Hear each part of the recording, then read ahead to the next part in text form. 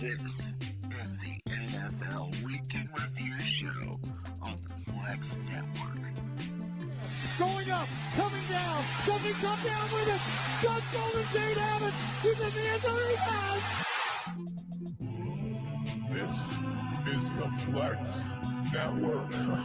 Unbelievable! Romo can't get the spot down! Flex on them. Run Zeke, up the middle, he's gone! Zeke's gone, goodbye Zeke! Touchdown!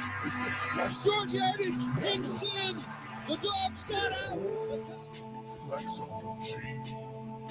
Brandon in the gun, third and 8, crowd making noise, Manning 5 steps, here comes the run, Taco's got it! It's an Eli Taco. Oh, low snap, he picks it up, he looks, he stands, he rushes, oh, he's up the middle, he's running up the middle, and boom! Ladies and gentlemen, boys and girls, children of all ages, Snow immediately tried to step on me. We're already off the rails. We haven't even started. But let me tell you something.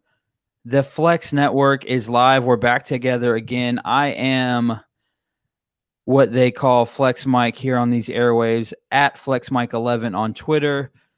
To the side of me is the SnowMan. You can find him on Twitter at PW_elite, talking all your wrestling news for the Flex Network. And of course, below me is my man, Cowboy Cam, at Cowboy Cam 11.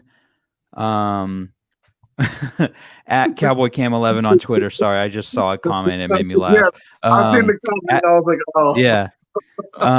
At Cowboy Cam 11 on Twitter. You can find him there. You can also find Cowboy Cam on his personal, well, I guess it's not personal, his Cowboy Cam Facebook page. Find him there. Like his page. Follow him for all your Cowboy news, updates, highlights, any of that type of stuff. But boys, we are here. We have made it through week one. Some of us were victorious. Some of us were not. And allow me to say this. The SnowMan has done something that has not been done in 16 weeks. He has defeated me. I've been defeated. I lost. And that's okay, because I can take my lumps here. And you can see if you're watching this, and I'll explain it for our audio-only people. He is being very humble right now. Not at all. But Snow, how you doing? Tell me how you're doing. Oh, it is just too beautiful and just too that I see. There he goes. Literally, I couldn't have asked for a better week one to start. I mean, yeah, Cincinnati and their very, very, very screwed up mentality down there in Cincinnati. Oh my God. But it just feels so right that I come on here, especially with two people who said, oh, the Cowboys are going to win. They're going to win on Sunday night. You know, it's going to be a good game, but the Cowboys are going to win. But yet I come on here wearing Ram Blue for everybody just to kick it off the show and just see how Sunday night was fun. And of course, the Seahawks winning. Yep, it was awesome. But now that I've got my gloat out for this, you know, for Sunday night, I don't need this right now. Hold on. I'm gonna let him survive. I'm gonna let him do what he's doing. Cam, tell me how you're doing. How you doing coming off of hold on, before we get there. Heavy is the head that wears the crown, King Snow. That's from our boy Walkley. Oh yeah. But anyway, Snow, we'll move on from that. And we got another comment here I want to flash up for Thank you, Ryan. Thank you. Says, poor Cam. Cam, on that note, how are we doing? You're a little heartbroken because you're I guess the last game of last season was a win, but it was not a win because you didn't make the playoffs. But you come back and you immediately have a loss, which I was very annoyed about because I don't want the Rams to win because I think fake. And then number two is I still think that the Cowboys are better, but we'll see. Oh, yeah. So Cam, how are we doing? I'm good. It's hilarious watching fans go crazy over week one, which we all said that this would be a bad matchup for the Cowboys, considering the Rams are bringing back everyone. They just brought back the same team, literally same team. You never want to match up week one, no preseason, with an offense that knows all the plays, and they literally ran the same play, just different variations of it, and they got a win off a offensive pass interference call. Hey, I'm good. Now the whole narrative will be Dak Prescott can't win close games, even though he made the throw, even though he made the throw to get in field goal range. So it's a good week. I'm ready for week two. Oh yeah. Yeah, so one of the things that is kind of crazy is I'll say this. I'm gonna stop putting my faith in the Cowboys. I mean, they just like first. I mean, I don't do it anyway because it's week one. I think. Well, yeah, it's week one. So when we do these prediction shows, week one is generally one of the harder weeks to predict because you just don't know what anybody is, especially when you start talking about rookies and things of that nature. It's just kind of difficult. You lose track of some of the rookies, some of those undrafted free agent type guys shine a little bit. Some of the guys you expect to shine don't really shine. You talk about Saquon Barkley coming out and having 6 rushes for 4 yards or something ridiculous like that. And then you look at Kansas City and you got Clyde Edwards-Helaire going for over a hundo, who's really proved to be one of the better rushing as from a yards total, the best for the whole week. It could have been Chris Carson, but we're just chucking that thing all over the yard. It didn't matter. The ball all over the place. Yeah, we're tossing it. So it really didn't matter. But what do you say before we get into some recaps and stuff like that, I got something that I wanted to run through real quick. A buddy earlier sent some power rankings, and I wanted to see if we could, I mean, obviously I can because I was the one that received it, but if we could guess who the top 10 are, you think you could guess who the top 10 teams are on this NFL power ranking after week one? You guys think you can figure it out? I think I could do it though. So let's do it. Let's do it in order from 10 to 1. We don't want to go to 1 to 10, and we want to build up to something. Yeah. So let's go ahead. I got it right here. Okay, power rankings. And so we're gonna move. Well, let's start here. Can you guess who 32 is? It's not a hard guess. So also known as the worst team in the league. Browns. The Browns? No way. Incorrect. I mean, but incorrect. It would be I'm pretty sure the Bengals would be 32. No, also wrong. Whoa. Who's 32? You guys? Would it be the Jets? Yes, the New York Jets. We're forgetting the Jets because they shouldn't even be a damn organization. I'm so disappointed in they were bad. Yeah. They were You know what is the funniest part? The funniest thing coming out of the Jets organization was our safety play was not good enough. It's like, well, you traded your all-pro young safety to the Seahawks, so of course it wasn't good enough. Like, that's hilarious to me. Our safety play was not good enough. I'm like, oh, okay, shocker. Yeah, see my boy Clipboard Jesus over here, or Jesus Clipboard. He was Clipboard Jesus before. Did he switch it up? I don't know. Probably. On Twitter, he's laughing. He's laughing because it's like yeah, yeah, it's just one of the funniest things ever. Okay, so number 10. Any guesses on number 10? I'll give you one hint. Their kicker is probably not very good. Tennessee. Yes, Tennessee Titans coming in at number 10. Any shocker there?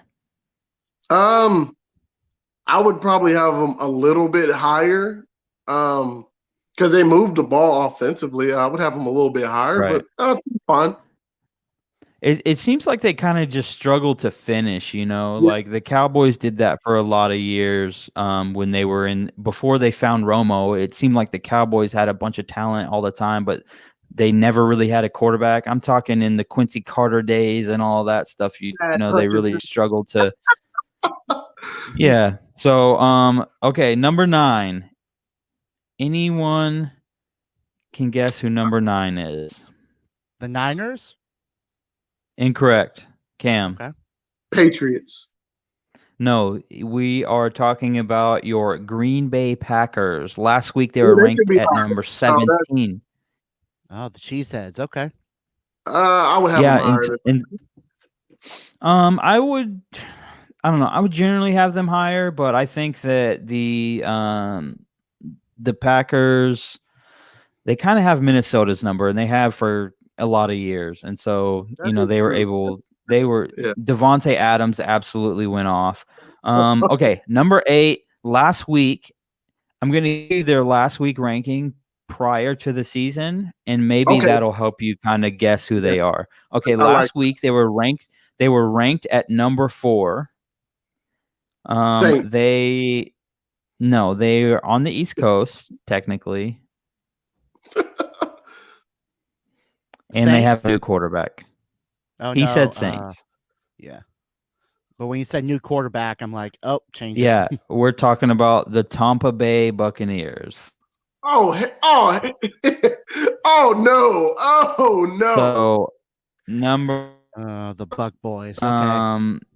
Because I think what they're saying, according to this list, one of the things is that they're saying is that they played a quality team. They're not quite gelling yet, of course. I mean, and I knew that already. But let's go ahead. We'll move from there. Number 7. Last week they were ranked number 5.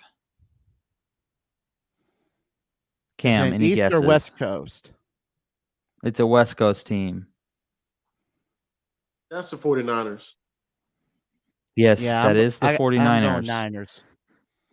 Which I would have. They said according to this, the Super Bowl hangover is real. The 49ers arrived fast, and now Kyle Shanahan has to hope the rest of the NFC West didn't catch up to schemes. Well, we had already caught up to it last year, but the rest of them, I don't know. Okay, number 6. Last week they were ranked number 10. They are on the East Coast, and they have a solid defense and a young offensive nucleus. Any guesses? Snow or Cam? One. Yes, this team did take a victory this week. This team is the Buffalo Bills. Okay. Circle the wagons. Okay. Number 5. Last week we're ranked at number 7. This week they are ranked at number 5. So a slight move. They have an old quarterback. Pittsburgh Steelers are sitting at number 5. And I don't know about you guys, but I didn't really feel too hot about Pittsburgh. They didn't look very good. I know that they won, but I was not impressed in anything that they were doing. It was an okay game. They were okay. The fact that Benny Snell got over 100 rushing yards makes me feel good about their rushing attack. But Big Ben looks pretty good coming off a season-ending elbow injury. I mean, good Lord. Mm-hmm. Right. Okay. You look good. Number 4. Last week they were number 6. Any guesses? SnowMan. Baltimore. Incorrect. Cam. Saints. Incorrect. Number Oh. 4 is your Seattle Seahawks coming in at number 4. Wow. Russell I'm not gonna Wilson lie. was Wow. I got them at number 2. 31 of 35 for 322 and 4 touchdowns. And there's literally no description underneath. All it says is Russell Wilson, period. The MVP They did. campaign is That's it. on, period. Yep. That's all you need Okay, to say number is Russell Wilson. Right. Number 3, Baltimore Ravens. Last week they were number 3. They took care of Cleveland pretty easy this Yep. last week. Number 2, New Orleans Saints. They were number 2 last week as well. And then number 1, Kansas City. They I were don't like number that. 1 last week as well. I don't like that. Well, I mean- defending champs. Come on. Well, until someone beats 1, 2, or 3, I don't really think it's going to change. I would have Seattle higher than the Saints. Like, I liked what I saw from Seattle better than what I liked from the Saints. Yeah, I agree with that. But But you know, that everything else is kind of fine. yeah, I mean, you could shuffle those top 4 around pretty easily. But what do you say we get into a little bit of some NFL recap from last week? We'll just go ahead and jump into it. Texans Chiefs. Chiefs took care of business 34-20 over the Texans. Honestly, I felt like the Chiefs could have taken a few steps or a few more shots, and they chose not to. They chose to run the ball a lot. Texans didn't have much of an answer for it.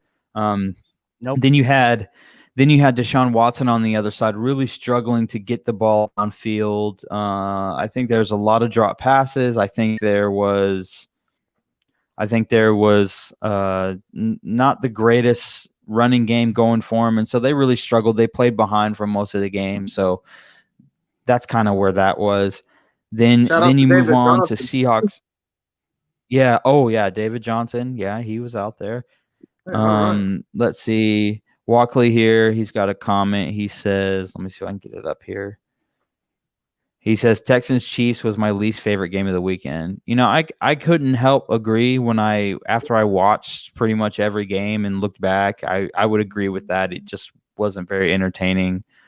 And I think that there's a serious love with Patrick Mahomes. It's kind of It's too much, man. Oh my gosh. it's just a lot, dude. It's just a lot. But anyway, Seahawks Falcons. Seahawks take care of the Falcons 38-25.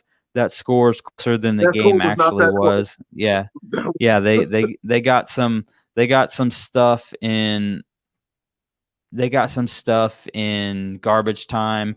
Although what's his name? Calvin Ridley, Julio Jones, and Russell Gage all went over 100 yards on 9 catches, which is fine. I don't really care because I felt like halfway through the third quarter, it just didn't matter. So let's see. Bills beat the Jets 27-17. Pretty boring game.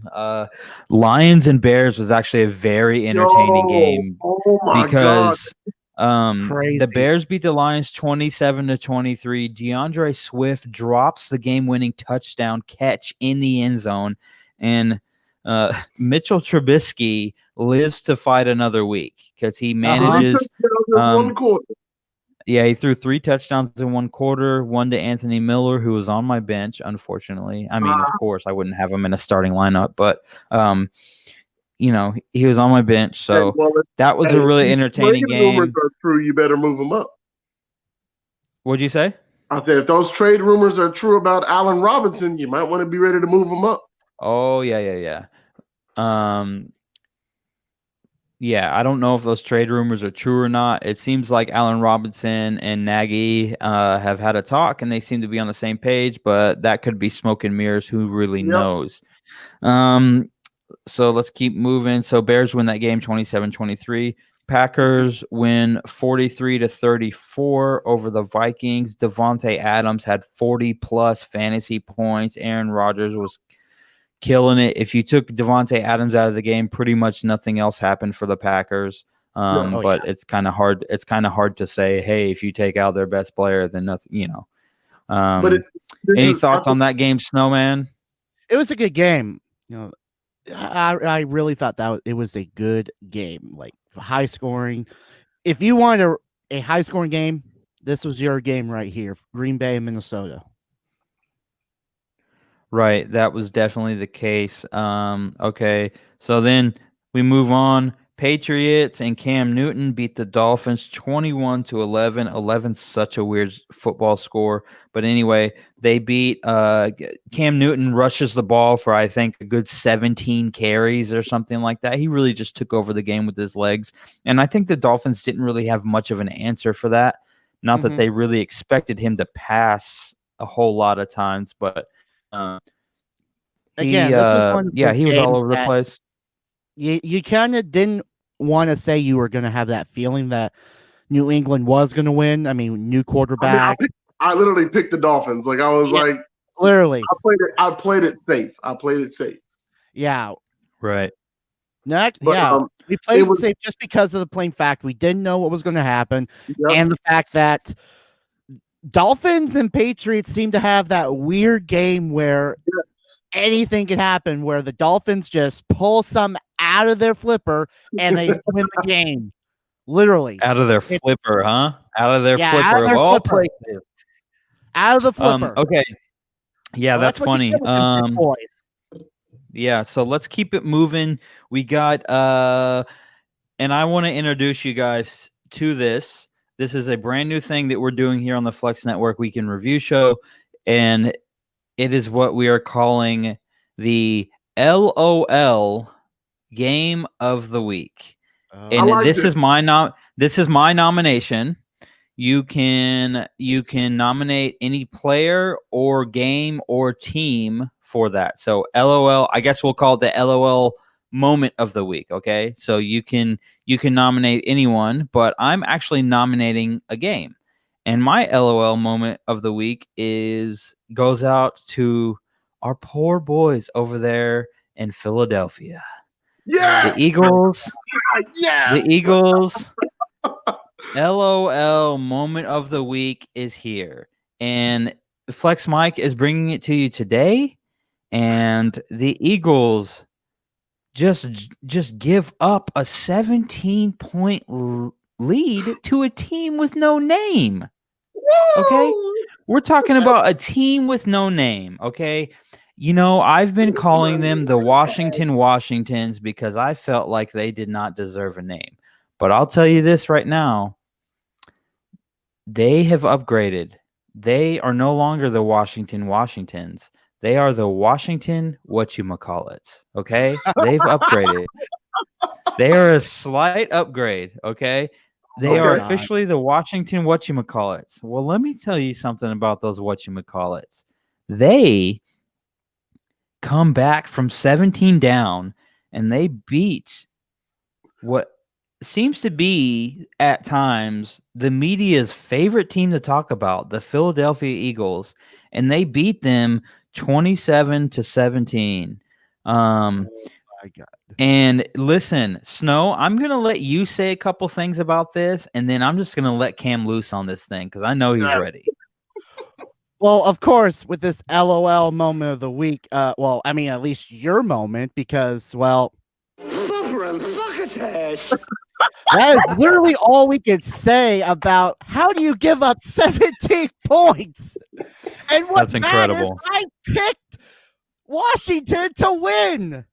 I picked them to win. You picked Philly. You picked Philly down there, Cowboy Cam. No, he picked Washington. He picked Washington. Oh yeah, you did. Okay, so it was just me, my man. But that was just him homering out. He was just hoping that Washington would win. He had I had a good idea. So you are the only one that did not believe that Philadelphia bruised up before the season even got started was not going to lose to the Washington. What's it? Whatchamacallits. They've upgraded. Or the you stinking. yeah, literally. But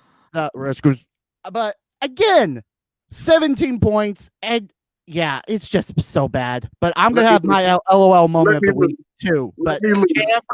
Cam, take it away. Oh, so people thought I was crazy when I said the Redskins would beat the Eagles, and I had people like, "What? What are you talking about?" And I was like, "Hey, even on the show last week, I said that Washington defensive line it's real, like it's real. Those are top draft picks on that defensive line, and they played like it. And even when the Eagles were up 17-0, I made a post on my Facebook page saying, hey, just because they're up 17-0, they've given up 4 sacks already. And not only that, the Redskins came out and got 5 more sacks, 2 interceptions. Carson Wentz is going to get my LOL of the week because he played bad. And he knew that line was sacking him, and he was holding on to the ball, and he threw 2 terrible interceptions that looked like the same play. Literally, the plays are identical on the interceptions. He gets my LOL of the week because all he had to do was take care of the football. I could blame Doug Peterson as well, because I don't think he made any adjustments. I think they just kind of left Carson Wentz out to dry. But Carson, this is what you got paid for, man. So they paid you to take care of the Washington whatchamacallits, and you couldn't get it done. And so that's a good LOL of the week right there. And shout out to the Washington football team. I give them their credit. Mike, before And you know what's crazy? You know Go ahead. what's crazy is that the Carson Wentz officially leading the NFL in fumbles, because I'm pretty sure he had 3 on Sunday. He always leads it. Okay, not always, but he's up there. Majority of the time. Yeah, he's high in fumbles for sure. And it's weird because the media doesn't talk about it. Like, they talk about interceptions a lot, and so they'll be like, well, Carson Wentz doesn't throw a lot of interceptions. And I'm like, but he fumbles the ball a lot. Like, he will fumble it in a heartbeat. Yeah, Devontae Howell, he's soaking up everything you're dropping down. He's soaking it up. He's like, man, Cam is spitting some truth right now. Before we move on, I got an additional LOL moment of the week. This is a 2-for-1 special here. We're gonna do, and this one is what got me heated. And I'm watching this game late, and I'm thinking, okay, they have a shot. They're gonna have a chance to win and move on from this and work a little bit, get something done and come out with an upset. I was so much invested in this because this was one of my pick games that you guys had no belief in.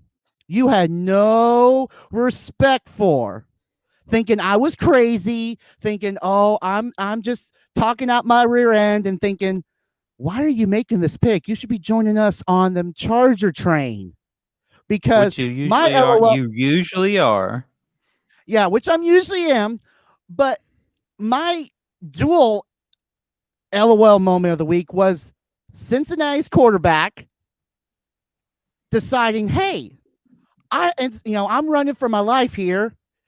Why not just toss the ball right in front of me on a little shovel pass to someone who was covered by 2 guys? By 2 guys, and hey, here you go. And not only that gets picked off, but they get another chance. They get another chance. Hey, he won that game. I don't care what nobody says. They get another chance to drive.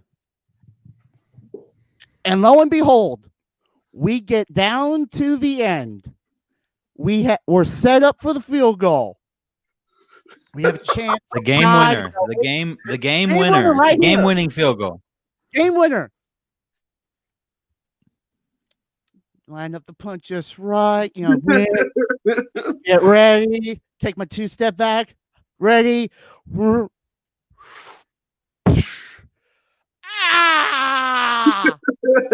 leg, and it goes. He shanked it hard. He pulled a hammy or a calf or a quad or something. No one knows. but everyone thinks that he didn't pull anything, but I've kind of been on his side this week because I've said he didn't fake something after he kicked. It was like as soon as he made contact, he pulled up with that leg and was like, holy crap. And then he limped off. But what's funny is he'll probably be out there this week kicking. Yeah. And so we'll just see what happens.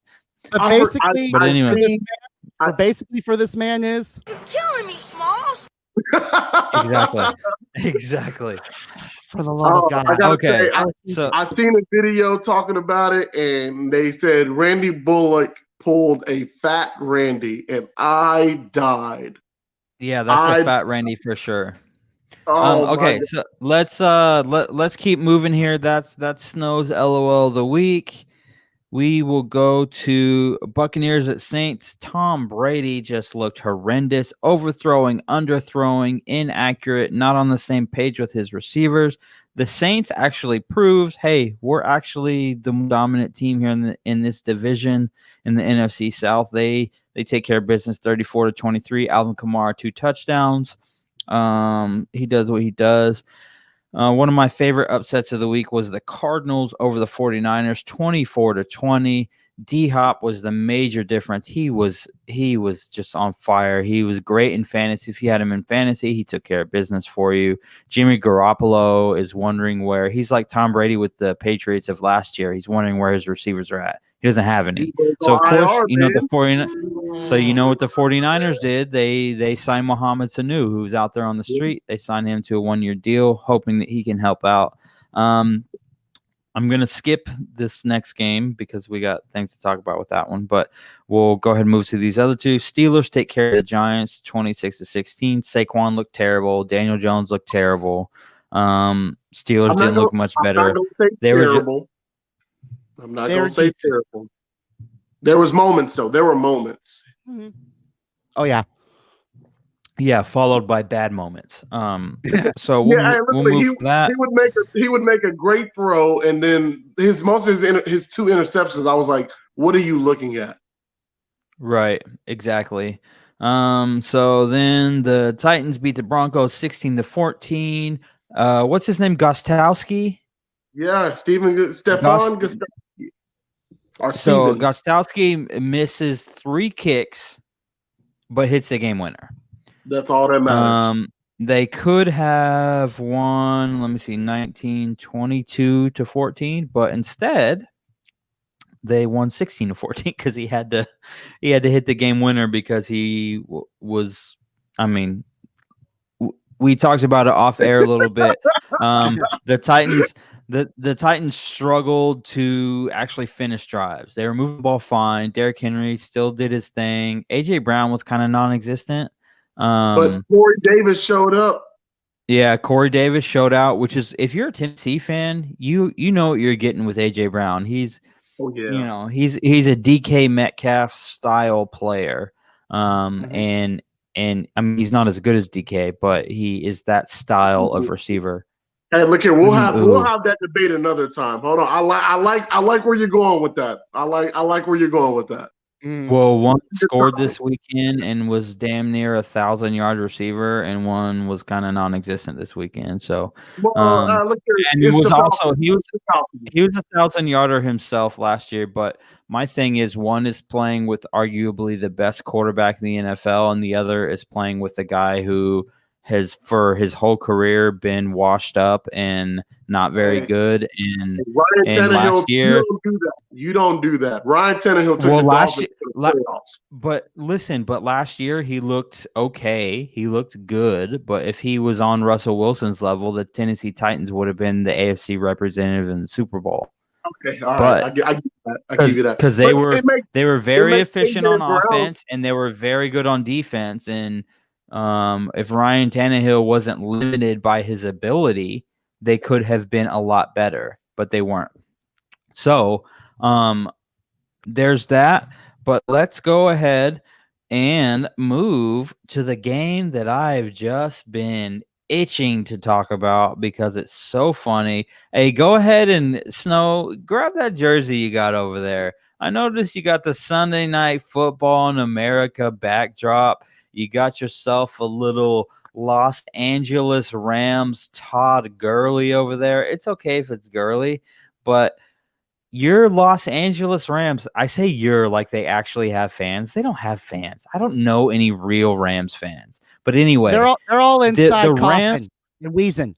yeah, because of the gender reveal smoke that's just looming Smoke through and fire. all of Northern California, Oregon, and Washington. You know, the Seahawks game might not happen this weekend because of that dumb smoke. It makes me so mad just even thinking about it. But anyway, Thanks, California. the Cowboys lose to the Rams 20-17. I'm just doing a quick recap. I'm gonna say my piece. I'm gonna let Snow say his piece, and then Cam's just gonna be let loose like a I don't even know, dude. Like a horse out of the gates. Walkley over here says, "Does Snow like the Rams?" No, I've actually done let me tell you this, Snow. I got it. Let me tell you this. I've done my homework on this. Okay, off air, I was very critical and was hating pretty hard on Snow for even possessing a Rams jersey, but it's a Gurley jersey. And Mama Snow came into the picture and she said, well, we actually know Todd Gurley's family pretty well. His younger brother is playing at Eastern Washington University, and he went to high school around here. So, it's his cousin, not younger brother, but cousin. Yeah. So they know the family well. So I'll let him have it. But here's the thing, dude. I've done my homework, right? There's a couple of things from the game. I'm gonna give you 3 points that really bother me about the game. But before I get to number one, I just want to say that the Rams really were smart in their approach, where they said, "Hey, this has a theory, or this has there's potential here for the Cowboys to really explode. So what we're gonna do is we're gonna go on these 7 to 12 yard or 7 to 12 play drives, and we're going to milk the clock and we're going to drain it. And it doesn't give the Matt, Cowboys you watch your mouth. Yeah. My boy Flex Matt was in town this week, and we were watching the game in my living room, and we were partying. We had a good time when we were here. Cowboy Cam, myself, and Flex Matt, we all went bowling with Mrs. Cowboy Cam and Cowboy Cam Jr. And so we all went bowling. Cam didn't do so hot. Flex Mac took the crown a couple of different games in a row, so we won't talk about that. But anyway, it was a setup. Anyway, we had a good time. But so I think what the Rams did, honestly, is they controlled the clock. They didn't allow the Cowboys to have any type of momentum by the time in my opinion, the Cowboys just could not get into any kind of rhythm offensively because of the way that the Rams were orchestrating their offense. But there's 3 things that really bothered me about the game. Number one was Mike McCarthy's play, or I guess it's not Mike McCarthy, it's Kellen Moore being so conservative on offense, like Jason Garrett was still there. I was like, what the heck's going on? Like, why aren't the Cowboys taking like these massive shots downfield? They got 3 receivers that can really do it. One's unproven, but 2 are definitely proven. 2 are 1,000-yard receivers. You know, you got 2, and then the other thing was my boy Clipboard Jesus over here. I was trying so hard not to laugh at that comment. I tried so hard. Yeah, me too. Hey, Snow, go ahead and flash that bad boy up there. But anyway, he says, don't ever give Matt some credit. So Matt deserves no credit. Apparently, there's a Clipboard Jesus and there's a Jesus Clipboard. So we'll figure out which is which. But anyway, yeah. I'll say that Zeke looked phenomenal. Zeke looked so good. I can't even I've been one of the biggest critics of Zeke ever since his rookie campaign. I I think Zeke looked better than he ever looked as a rookie this Sunday. He looked phenomenal, dude. He was catching the ball. He was running. He was slipping off tackles. He juked 3 defenders at the goal line, probably 4 at the goal line, and scored a touchdown. It was incredible. Zeke looked great. So all the offensive miscues and all that junk, you can't blame Zeke for any of it because he was on his A game, except for that one time that he tried to do some pass blocking and pick up Aaron Donald, and then he got chokeslam Undertaker status. That was not a good look, but hey, it's Aaron Donald, so what are you really going to do, you know? Yeah. But another thing I'll say is there's an obvious lack of connection between CeeDee Lamb and Dak Prescott right now, and that'll develop over time. It is what it is. And my last thing is Michael Gallup did not push off. Jalen Ramsey grabbed his arm and pulled him in and hooked his arm in like this. And that's why there was connection, although he did kind of push, but I would consider that kind of hand fighting more than anything else. I agree with Mike McCarthy when he said this week, he was on 105.3 The Fan in Dallas, and he said that he thought it was nothing more than hand fighting. I totally agree with that. I think that that's probably what that was. But in that situation, the arm extended, and as a referee, I mean, you kind of got to call it, but it is what it is. Just in the heat of the moment, I wouldn't have called it. I think Dallas was lucky to be in the game when they were in the game, but I'll say they had a chance to win. They couldn't do it. I got one little thing before we let this man loose down here. So quick little thing. Question: is there anyone out there that that for the Rams? Do they care, or do they care that it was a push up or not? Hold on, let me check.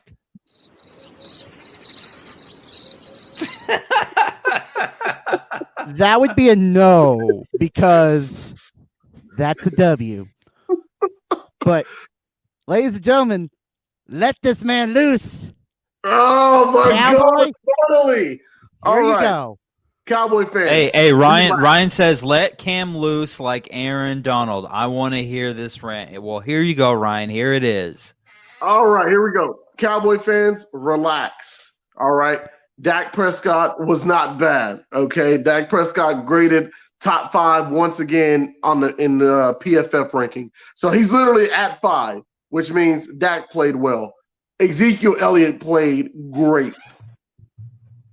Our weakness is our offensive line at the moment that graded literally the 3rd worst offensive line. Now, yes, we are going against Aaron Donald, in which the past 2 times we've played against Aaron Donald, he's never had a game like that. Like, he's never – I mean, as you guys seen on the videos, I'm sure he took out 3 linemen by himself. He body slammed Zeke by himself. Dak was choke slam. That was a full on choke slam. While knocking Dak to the ground, dude, Aaron Donald was simply amazing. But now I got to give the Rams their credit. We talked about this. You never want to play a team without a preseason, very little OTAs like the Rams, because they just came out and they just ran different variations of the same play. They ran stretch, and then they play action off the stretch, and there was no as a defensive player myself, there's nothing you can do at the start of a season. You're out of shape. You're not used to hitting. You're not used to seeing things move so fast. And so Mike, you hit on it. Flex, Mike, you hit on it. The fact that the Cowboys were in that game is really surprising because it could have got ugly real fast. It could have got ugly quick because that whole bend don't break philosophy kind of was still there. But I can say this, when the Cowboys go hurry up offense, they go up tempo offense, they score. They scored. When in that 2-minute warning, they went and scored the ball. They scored. They got in the end zone. And so I saw from Dak, he's comfortable going hurry up offense. When the pressure's not in his face, he completed all 6. I think he went 6 for 6 on deep ball throws and intermediate throws. So literally, besides that, the Cowboys are fine. And we get the Falcons this week, and we get a chance. I really hope we come out and I want us to throw the ball against the Falcons because Russell Wilson showed you what you can do against the Falcons. But let me tell you something real quick before you continue on that, because I just want to hit on that point real quick. Russell Wilson really did show you what you can do against the Falcons, because the Falcons in this offseason, they let what's his name? Desmond Trufant walk. Yeah. Desmond Trufant walk. They drafted with their first round draft pick AJ Terrell, who had a second to third round grade on him. They drafted him in the first. They take him in the first. And so you want to know who AJ Terrell lined up on for the Seahawks game? No, he lined up on Tyler Lockett.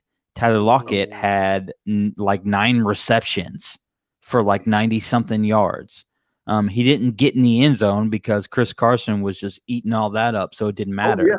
But I'm telling you, your receivers, if we go into week 2 and we come back next week and the Cowboys are coming in with the loss and we're talking about how their offense struggled against this secondary, Cowboy fans, now it's time to panic. Oh, yeah. Because AJ Terrell showed you that he is suspect. He's not ready for big time yet because Russell Wilson carved him up every chance he got. Russ was cooking on Sunday, as they like to say. But if Dak cooked well, if Dak cannot cook against AJ Terrell, Cowboy fans start panicking. Oh, yeah. It will basically turn into this. Oh no! We suck again! Okay, I don't know about all that. Yeah. I don't know about all that. But no, Kellen, like as you guys said, Kellen Moore looked real conservative. And it could have been because of the pass rush. It could have, because I think Dak was pressured on like 19 of his dropbacks. And so we get Grady Jarrett this week, who outside of Aaron Donald probably is one of the next best defensive tackles coming in. But outside of JD Garrett, I'm not really afraid. But you should, because a guy that looked very good on Sunday against the Seahawks as well. Maybe he looked good because we had a backup right tackle in, but a guy that looked good against us was Tack McKinley, who was in the same draft class as Taco Charlton. He was in that same draft class. Yeah. He looked pretty good, but it could have been because we had a backup right tackle in. But who really knows? So we'll see. We'll see what happens when we get to guess who's gonna have a backup right tackle in this week? The Cowboys. Okay. Like, yeah, our line is looking real shaky. But they also said that Zach Martin played bad. And so Zach Martin doesn't normally play bad. So you just gotta take it, hey, week 1. You just strictly, hey, week 1, and hopefully everyone gets the jitters out. Clipboard Jesus says, and the Seahawks, but the world know what the Falcons can do with 100-yard receivers. They can lose. Look here. Next week, if Matt Ryan has 400 passing yards, guess what that means? The Cowboys are blowing out the Falcons. That's exactly what that'll mean. So I'm good. I'm good with that. Okay. We'll get into predictions here in a minute, but. We'll get into predictions here in a minute, but is that all you had on the Cowboys from last week? Yeah, no, the Rams played a great offensive game plan, dude. Like you said, hey, we're gonna just drive the ball down the field, get the ball out of Jared Goff. Jared Goff literally averaged, I believe, like 4 yards a pass attempt. Like it was literally short throws, and they're taking them for 20 yards. And so, yeah, it was smart. The one time Jared Goff held the ball, guess what happened? Aldon Smith happened, which I got to praise Aldon Smith real quick. 5 years out the league, my guy was second on the team in tackles, had a sack, caused an interception. Dude is back. Aldon Smith is back, ladies and gentlemen. Yeah, he seemed to be pretty effective at some of the pass rush, and he was just, as far as the Dallas Cowboys defensive line went, he was very disruptive. Oh yeah. Now we got Almost a on linebacker. like a kind of like a Jadeveon Clowney level where he was disruptive to the point where I don't mean the same effectiveness as Jadeveon Clowney because we all know what that looks like when it's in it at its Good one. best. But I would say he was in a position like Jadeveon Clowney where he was disruptive in a way where stats couldn't necessarily record it. He affected plays. So if a running back was right there, the running back was like, oh, crap, that guy's right here. I need to go the other direction. Stuff like that, sir. which kind of Yep. allows different people to do that stuff. But I'm not seeing what the Cowboys are going to do at middle linebacker. It is a problem. We have a problem. Jalen Smith looked bad. And I don't know if it's just because the first game, but Jalen Smith looked bad. LVE broken collarbone, out 6 to 8 weeks. And our backup linebacker, Joe Thomas, who's a veteran in the league, was our highest graded linebacker, which means Jalen Smith has to step up. You know what? I'm actually I'm going to be a Dallas fan for like a moment. And I'm just going to say this. It's week 1. We got to get some stuff. You know, we got to get the kinks out. We had no preseason, and this is every team that that pulled up with a loss, and obviously it was probably a close loss or just things weren't clicking. It's week 1. We got to get the kinks out, see how we flow to get how we flow together, and we got to get things under control. We know what mistakes we need to fix. Yeah. We know what we need to plug. We're okay. It's week 1. This isn't a marathon. It's not a sprint. It's a marathon. Yes, sir. We have until December, guys. It's September. We still got October, November, and the beginning part of December. We're good. We're okay. Breathe. I got until we reach 0-2, and then start to panic. Yeah, as Aaron Rodgers told the Packers fan base, as Aaron Rodgers told the Packers fan base one year, relax, just chill out. Because this week I've seen a lot of Mike McCarthy's the same thing as Jason Garrett. The only difference was Aaron Rodgers, and I'm just like, okay, there's no OTAs, man. Yeah, so I'm not going to put it up here, but Clipboard Jesus said that Russell Gage, Calvin Ridley, and Julio Jones all over 100. We talked about that earlier. They did all go over 100. The only one that was really deserving of 100 was Julio Jones, and I would say that Calvin Ridley was probably at about 80. I would think that was deserving, but they scored. I mean, they did a lot in garbage time when we were like, okay, it was like 38-12 at one point. So understand that for a second. We were killing them. We still won by like 14 or 12 or something like that. We took care of business. So let's go ahead. Let's move in to some predictions for this. I'm coming back, baby. I'm back. Time for them picks. Time for some flex picks, baby. Yeah, so let me see. Make sure I have all the games on here that we need. Okay. And I got too. So Snow. Go ahead and start with Cincinnati and Cleveland, and you two tell me who you got. God. Do we have to? Yes. The answer is yes. Do I have to pick this game? I mean, can we both just agree that this is going to be a trash game? I wouldn't say trash. It's the Cincinnati after the rant I just had and what we saw this past Sunday with the Cincinnati Bengals and the dumpster fire known as the Browns. I think we can all agree this is going to be a trash game on Thursday night. Can we just all agree to that? I don't know. I liked what I saw from Joe Burrow in a week 1 game, no OTAs, no preseason. I liked what I saw from Joe Burrow. Like, this should be a pretty good game. I think the Browns bounced back. I mean, they played terrible. That's an but- understatement.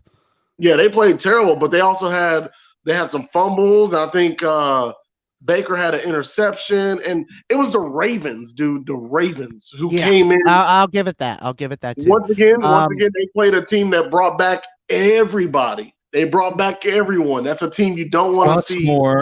Plus a good free agency, plus a great draft. Oh my God. Anyone who knows me knows that I was ranting and raving about James Prochet, the wide receiver out of Southern Methodist University, coming out of Dallas, Texas. James Prochet was drafted by the Baltimore Ravens, and that dude is going to be a beast. I guarantee it. And for all those people who don't know who James Prochet is, look up James Prochet from SMU. Look up his highlights. Proche, James Prochet, and you will be like, man, Baltimore got that guy. What a steal. I'm telling you, he's a beast. Okay, so before we actually get too far into pickland, our boy Walkley, we forgot to mention. Oh, we did. Talk about Minshew Mania running wild. Oh, we forgot. Oh, man. Dude, beautiful week one for this man. Literally. That is okay. I mean, literally. Let me just state this real quick. And the funny thing is y'all didn't jump on this bandwagon. I'm the sole man who jumped on the Jacksonville Jaguars last week, and it was beautiful. This man.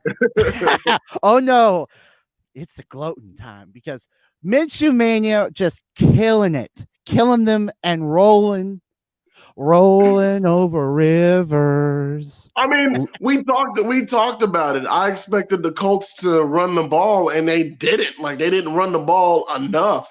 And Phillip Rivers, being Phillip Rivers, turned the ball over. Like, we talked about it. I'm just really surprised that the Jaguars decided to take game one. Like, I mean, Minshew played literally perfect. So it's insane. His mind. You know what it is? It's Gardner Minshew is very aware of a few things. He's very aware that the Jaguars selected him with their 6th round draft choice last year or 2 years ago. Obviously, he's a Washington State University product, and everyone who likes WSU, like myself and SnowMan and our boy Walkley, we love Gardner Minshew. And even my buddy that I got one of my best friends, Will Drummond, he is a Jacksonville Jaguars fan. He loves the Jags. He talks about them all the time. I don't know if you heard this, but Bud Light will actually give you free Bud Light for a year if you draft Gardner Minshew in your 1st round and you win your league. So all you have to do is take a picture of your Gardner Minshew selection in the 1st round and post the hashtag. I don't remember what the hashtag is. Something. I'm not giving them any free promos here. I'm just letting them know.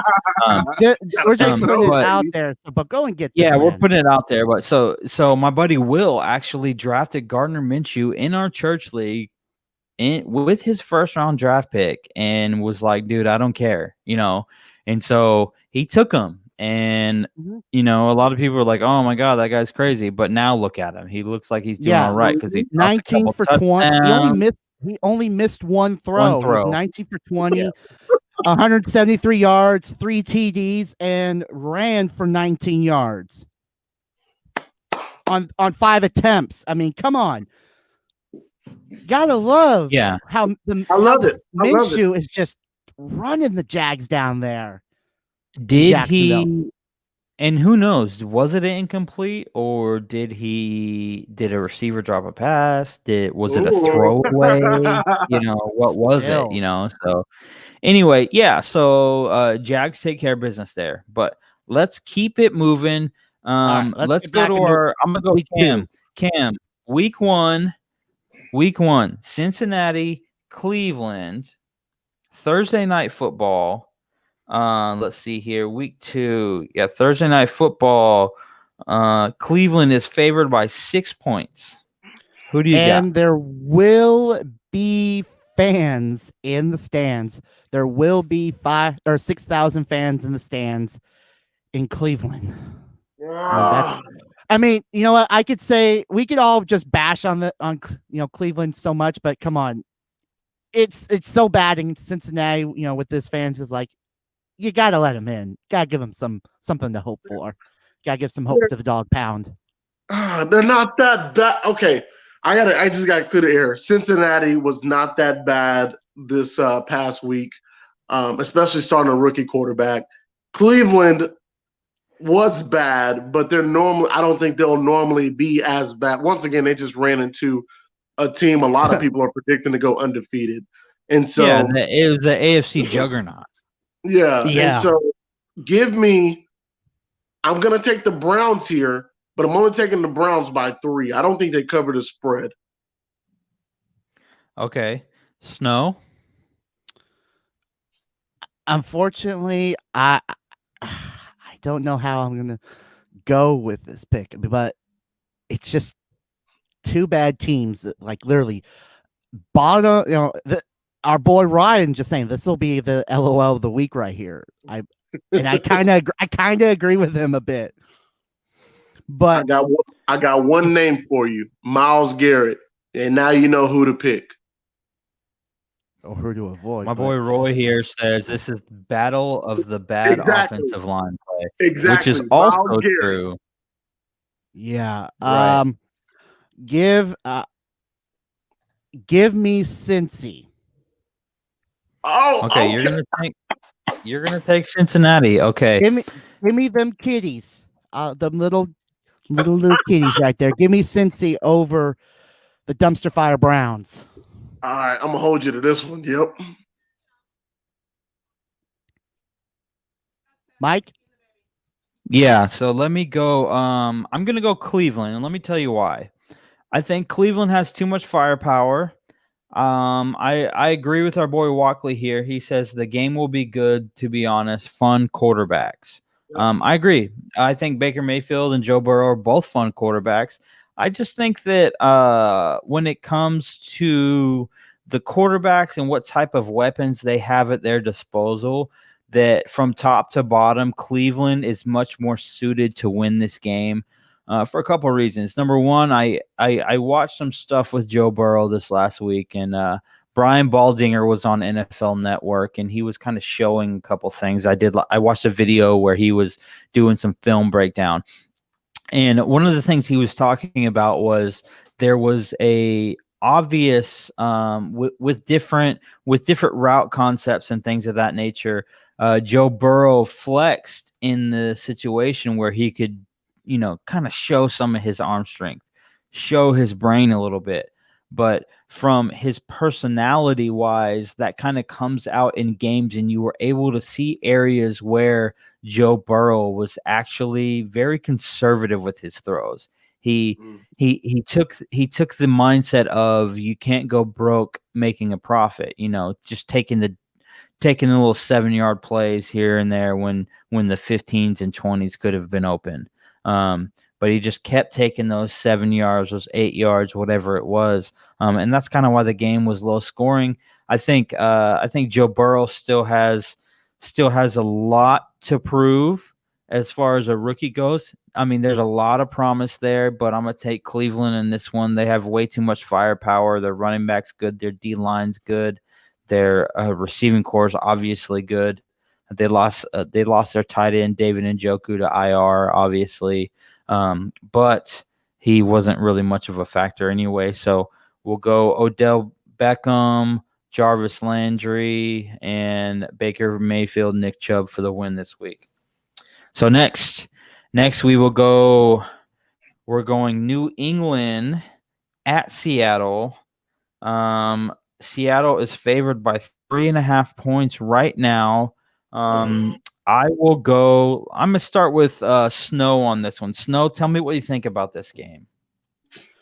Oh, by the way, sorry, Sunday Night Football in America. just like your backdrop says. Oh yeah, Sunday night is going to be fun. First, second week of the new season, and we're already going to be having Sunday night football in Seattle. We saw what New England's doing. New era going on up there in Patland, up in Boston, Massachusetts. Sorry, Foxborough. I'm sorry. It's going to be a good fight. This is going to be a good matchup. You got two running gunners. You've got Cam taking on MVP candidate Russell Wilson right now, and just Cowboy Cam, just like, I'm waiting. I want to know who you're gonna pick already. I just want to know who you're gonna pick. It's gonna be a good matchup. But I'm still gonna go with them Seahawks. Right there, Seahawks are going to win. Okay, Cam, what do you got? I'm gonna go with the known variable here. Give me the Seahawks. Okay, our boy Ryan here says, let me get that comment up there. Just trying to flash it up there. It says Prez is going to eat Cam. You know who Prez is, Cam? Are we talking about the president Jamal Adams? Yes, we are. We are talking about Prez himself, Jamal Adams. Damn and I don't right. know if you guys got a chance to check out that Seattle Atlanta game. It was not a nationally televised game, but I have my buddy's login for NFL Sunday Ticket, so nothing else really matters. So I'm watching that game. I'm clearly going to take Seattle here. I think a lot of people are thinking that this game's going to be a little bit closer than I do. I actually think this is going to be a relatively comfortable win. I think the Seahawks can win this game by 17 points. Yep. This is a candidate for blowout of the week, in my opinion. And the reason I say that is because I think the Patriots are one-dimensional. I think that they have Cam's rushing ability and some of his throwing ability, but he doesn't really have a whole lot of people to throw to. He's got Julian Edelman, he's got James White, but can you name another receiver? I can't. Can you name a tight end? N'Keal Harry, but yeah, but where's he at? I can say this though. Cam looked accurate. He did look accurate, but now it's like you don't have the firepower as along with being accurate with your throws. So, right. So N'Keal Harry's gonna have to step up. Yeah. So N'Keal Harry, Julian Edelman. Go ahead. Go ahead, Snow. What are you saying? Well, I was just gonna add. Granted, we're all picking Seahawks, but this is just a little tidbit that Russell Wilson is 16-3 career record at home in prime time. So we're all facts. Boom. Yep. Not to mention I'm pretty sure if I'm correct off the top of my head, the Seahawks have never lost to the Patriots in the regular season. The only loss they have that should have been a win was the Super Bowl when we threw it when we should have just ran it. Yeah. The last time catch me on the Sleeper app and also on Instagram as @Bevel Run It, because Bevel should have ran it in the Super Bowl. But anyway, yeah, of course, those are my handles in those places. But yeah, the last meeting that the Seahawks and Pats went head up against each other, 2016 November 13th, Hawks won 31-24. Correct. Okay. Let's keep it moving here. Next, we have the New York Giants playing the Chicago Bears. Chicago is favored by 5.5 points. Cam, I'll start with you. Where are we going? It's tough. And no fans. Okay. No fans. All season. Possible in a change in conditions. It's tough, but hey, one last note real quick is Alex Torres here says the chemistry with Cam Newton and the receivers is not there. He's going to try and run, and Jamal Adams will stop that. I mean, I think we both agree. We all agree on that, really. I mean, Yeah, yeah, we're going to find out. we're Body gonna on find body. out. Anyway, okay, go ahead and roll on. New York Giants, Chicago Bears. Bears favored by 5.5. Cam, what you got? Give me the Bears. Give me the Bears by 10. Mitch Trubisky, don't let me down, dude. I'm going out on a limb here because I just think the Bears defense will be able to stop the New York Giants offense. So Mitch, all you gotta do is just go put up 10 points. Just go put up some points, dude, and we'll be fine. So yeah, give me the Bears by 10. Snow?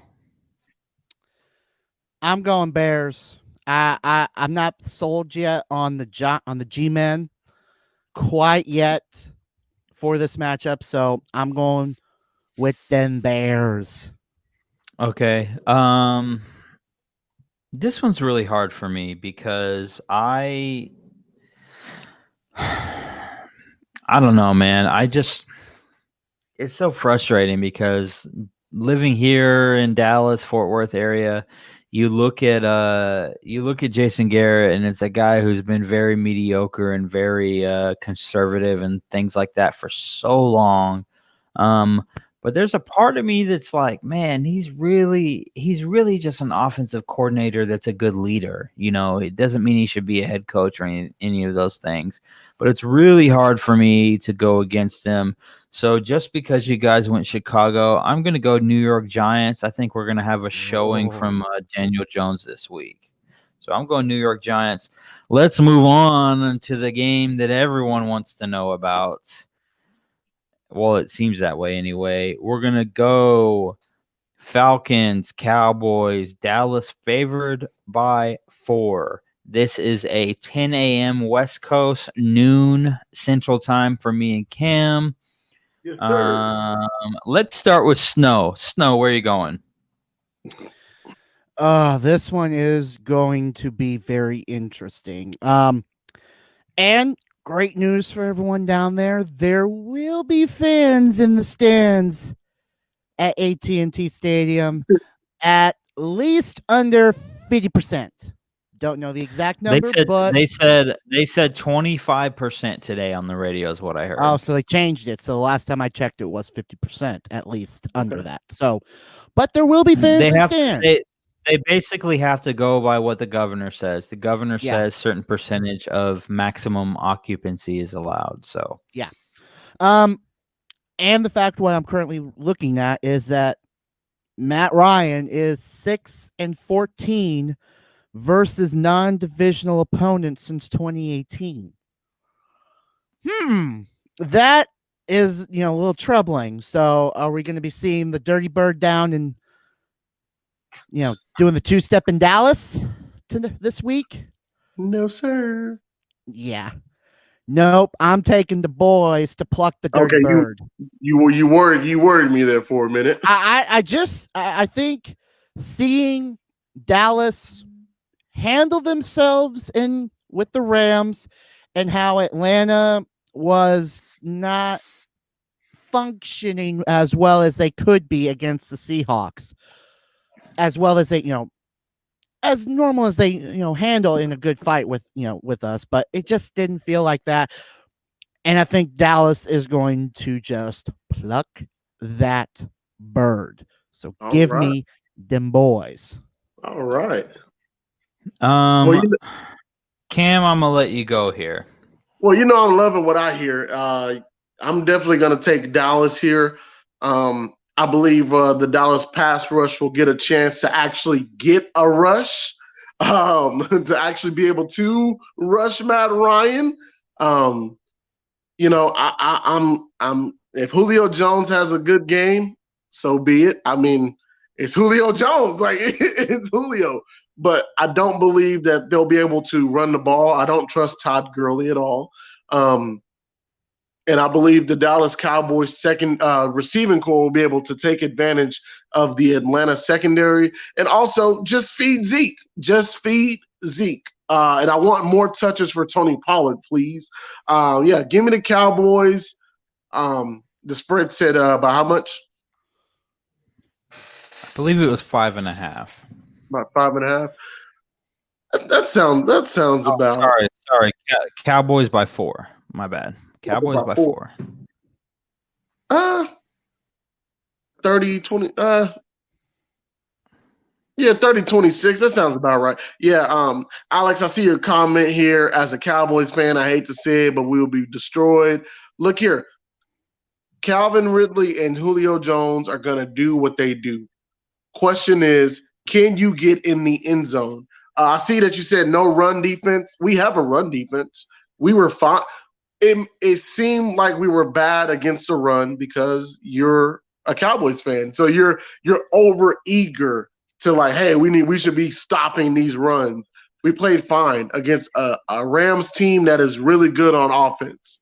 And I think we'll be better against a team that they want to do deep passes. They want to get the ball out. They want to hold the ball. So if our pass rush can get activated, I'm talking to you, DeMarcus Lawrence. I'm talking to you. If you can step up, get 2 sacks, we win this game. The Cowboys win the game. DeMarcus Lawrence shows up, we win the game. So, Snow, what was that stat that you threw out there? Matt Ryan is 6-14 against away from Atlanta or something like that. Let me refind it. Yeah, Matt Ryan is 6-14 versus non-divisional opponents since 2018. Make that Matt Ryan is 7-15 against non-divisional opponents. I'm actually taking Atlanta in this game.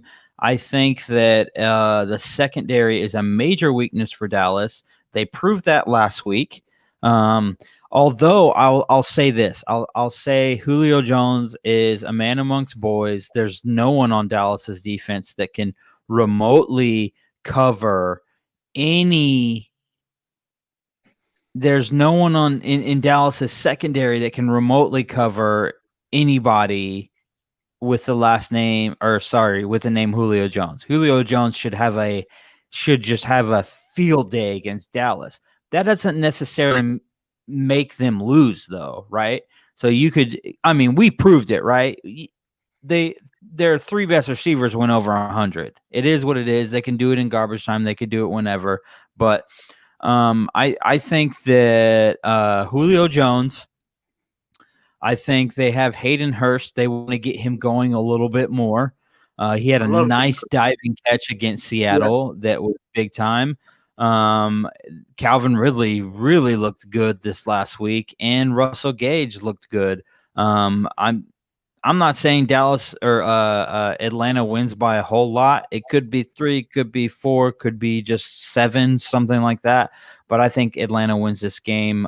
It seems like they have too much firepower.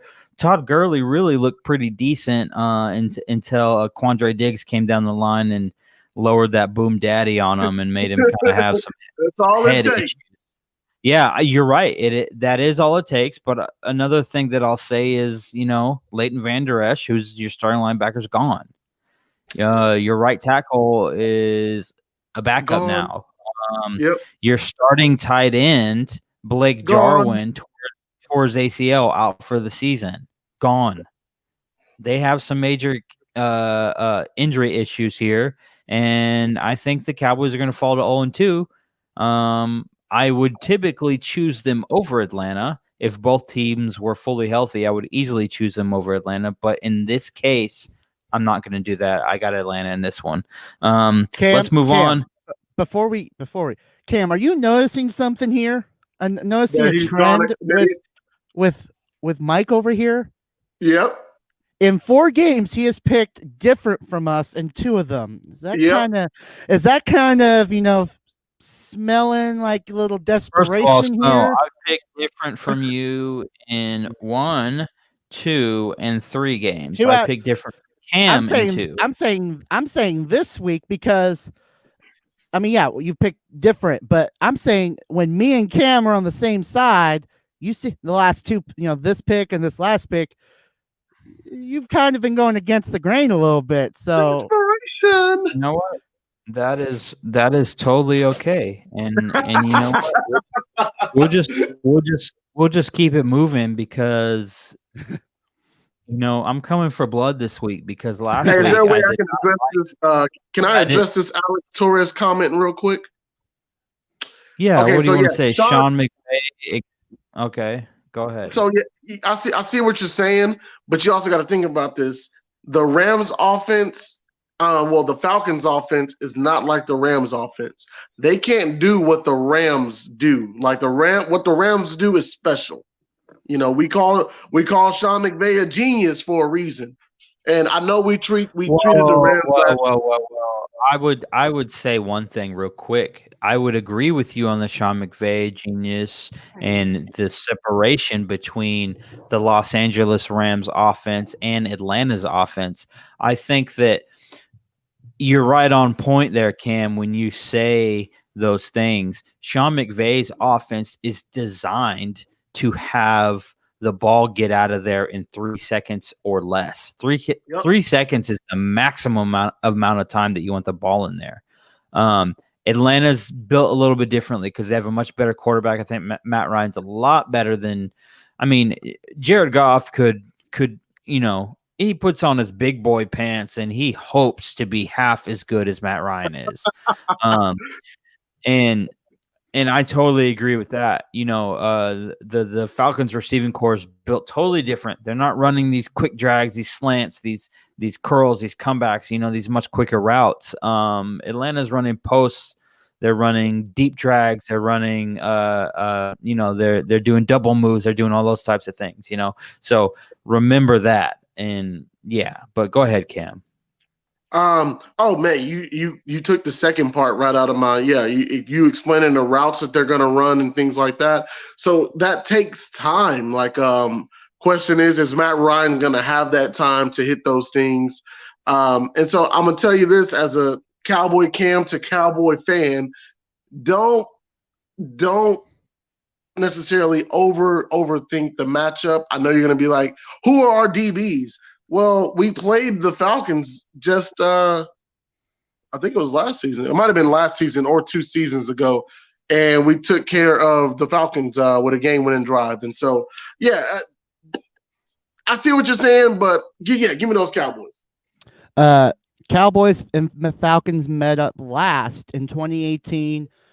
Cowboys won 22-19. Thank you. Yeah, that's okay. Let's see here. Let's go ahead and move to the next game. Lions Packers. I'm gonna go first. Hold on. Let me see. Green Bay's favored by 6. I got Green Bay in this one. I watched week 1. I watched last season. I've really watched the last couple of seasons. Detroit's not very good. They should have never fired Jim Caldwell to bring in Matt Patricia, who's garbage. I got Green Bay in this one, and I don't think it's going to be close. I think they're going to win comfortably. So I'm not going to give a score, but I just think it's going to be a very comfortable win. I would love for the upset, as our boy Jack Walkley here says. I would love for Green Bay to lose. But I don't think that's you want the upset, but the team kind of has to bring something to the table. I just don't think they have enough to even compete with Green Bay right now. So, Cam, I'll go to you next. Give me the Packers. I think they win comfortably, set by 7, 10-17, they just take care of business. But can Adrian Peterson crack 100 yards rushing is my question. Hopefully, because I put him on one of my fantasy teams, so let's hope so. He got 93 last week against a good Chicago Bears defense, and so I'm like, how good is Adrian Peterson still at this age? So I'm excited. Green Bay, they played the 49ers regular season, and the 49ers ran all over them last year. They played them and then they played them in the NFC Championship, and the 49ers just ran them out the building. So Who knows? We don't know if they address that or not, but we'll see. Snow, go ahead. Who you got? Well, He's gonna go of Detroit. course. Wow, just assume stuff there, Mike. I really hope Wow. he goes. Okay, so of course, no fan. There's not going to be any fans at Lambeau for the first 2 games. Cheeseheads won't be, happy with that. But I Should've feel gone like Detroit. this is going to be a good. I think this is going to be a great game. And what I'm looking at right at the moment is that while you guys are picking Green Bay, Mr. Stafford is 4-1 on Green Bay since 2017. Okay. I'm not gonna lie. That's a nice little fact there. That's pretty good. He is 4-1. How That's I have a feeling that this is going to be a great game. It's going to be a close game, but I'm going to take the Motor City Cats, take them cheeseheads down. Wow. Here you go. Here you go. Dude, I swear, if this happens, I'll have a full stroke. Full stroke. Come my on, God. Detroit. Give this man what he, you guys are the cardiac cats. Give this man Cam, what he's asking I'm for. just letting you know. Cam, I I'm just don't letting trust you that Lions know. defense. Cam, check this out. If this happens, I'm gonna have a full stroke on Sunday. I live in Watauga, Texas. Okay, so the closest hospital is North Oaks Hospital. Okay, I got so you. you'll have to come see me in North Oaks Hospital after a stroke if this happens. Oh, hey, I might be in a bed right there with you, dude. I don't trust the Dude, Lions defense at all, man. The only thing you guys are going to be hearing with this is a win. Yeah, I don't know about all that. As we watch Green Bay. Dude, this show is awesome. We are awesome. I gotta just say that we are awesome. Sorry, Green Bay. It's not gonna be your week. Okay. You're gonna go 1-1, and it's gonna be Detroit going 1-1 with you. We're moving on. We're gonna go Jacksonville, Tennessee. Tennessee's favored by 9 points. SnowMan. My wife was in the room and she showed me a container of Nesquik. Here, let me get that. Nesquik powder, chocolate milk powder. Apparently my daughter had this in our room. She get a hanker for some chocolate milk. She's smart. Oh, she had it in her room actually, so I don't know what she was doing, but maybe she can. I don't know. She get a hanker for some She knew I was milk. podcasting, so she came in here and just she grabbed the thing and took it to her room or something like that. But anyway, okay, we got Jacksonville and Tennessee. SnowMan, let's go. Who you got? Tennessee favored by 9. Yeah, this one, of course, no fans in the stands at Tennessee, which is gonna suck. Both are 1-1, coming off of some good games this past week. 1-0, you mean? Yeah, they're 1-0. Sorry, that's what I meant to say. 1-0. Gonna do it. Here we go. Tennessee is has won 5 of the last 6 against Jacksonville. And while I was swinging the sword last week for Tennessee, I knew it. I still got that stash, and I'm going with that Jacksonville Jaguars and Minshew Mania running wild. Bro, my head hurts. Yeah. Oh, I hate what? it so much. You know what, Snow? It's a 9-point difference between Tennessee and Jacksonville. Although I'm with you with all that Minshew stuff. I just think that Tennessee's too good, right? I think that Minshew can do a lot of stuff. Tennessee's defense is very good. They're going to cause him some problems. I think he'll still be pretty effective. I think he'll still be good, but I'm just going to say one thing. Like I said, defense is too good for Tennessee. Tennessee's going to figure out how to get it rolling on offense. I think Tennessee takes this one. Not going to be a landslide or anything like that. I think 3-4, 6 points, something like that. I think they'll win. But yeah, I got Tennessee in this one. Cam, go ahead. Yeah, give me Tennessee as well. I just think they're too good, and once again, just come out and run the ball against the Jaguars. Please, just run the ball. That's all you gotta do. Run the ball, and you should take care of business. I'm just gonna say this. How long is it gonna take you guys to believe in the No, mania of Minshew I believe in Minshew. and to hump on this Jacksonville bandwagon right now? Until I trust their defense, there's your answer right there. Okay, fair enough. But dude, Because I'm gonna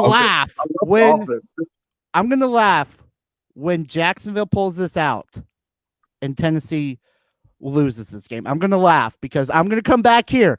Mark my words. Mark it down right here, right now. Tennessee loses. I'm gonna come on here and I'm gonna glow like there's no tomorrow. Look here, if the Jags pull it off, I'm fully on the wagon this year. All right. Yeah, I mean, I don't get me wrong. I want Jacksonville to win. I just don't think that it's likely. I want them to win. I just don't see it happening. Yeah, yeah, me either. Okay, let's move on. We got Minnesota and Indy. Let's see. No, Indy's favored by 3 points over Minnesota. What? I'll start on this one. I think Minnesota wins this game. I think that Indy's awful because they have Phillip Rivers at quarterback. I think he's completely washed. I think he's just so terrible. There's no reason why he should still be in the league. He should have retired last year. Yeah, so I'm gonna take Minnesota in this one. I think Minnesota's gonna be looking to bounce back. They scored a decent amount of points against Green Bay last week, and they just, for whatever reason, they just couldn't pull it out because Green Bay scored a little bit more than them, and that's fine. But I got Minnesota in this one. Let's go, Cam. Cam, tell me what you think. Give me Minnesota. They got off to a slow start last week, was all. Which, yeah, it's all right. It's week one. Once again, it's week one. Yeah, give me Minnesota over the Colts. I don't trust Phillip Rivers once again at all. I'm going to keep telling all that all season long. I do not trust Phillip Rivers. Trust me, the Colts are looking at Dak Prescott once again right now. They're waiting. Because Alex, I see you still watching. Yeah, let Dak Prescott hit that free agent market, and he'll be on his way to Indianapolis. So, yeah, give me the Vikings over the Colts, and I think they win real comfortable. Okay, Snow, go ahead. So, of course, actually, this time around, there will be fans in the stands. 2,500 will be allowed in, and they will Indy will continue to evaluate each week, so there will be fans. But other than that, I'm rolling with them purple people eaters, and I'm rolling with the North because I don't trust Phillip Rivers. No. I just didn't like what I saw with, what he did down there this past week. I didn't like how he saw. And Vikings, it wasn't a good game for the Vikes. That's all it was this past week. It wasn't a good week. It was, they came out swinging, but it was against Aaron Rodgers, and he was, starting his Burn Green Bay tour down. Burn Green Bay to the ground tour. So, literally. So give me the Vikes. So we all pick Minnesota. So next up is Buffalo, Miami. Buffalo's favored by 5.5. Snow, go ahead. Tell me what you got. Buffalo or Miami?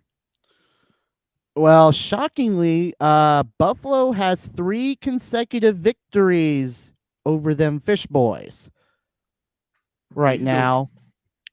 And there will be fans at Hard Rock Stadium at 20% capacity, which will be 13,000 fans as the season goes on, possibly have more fans.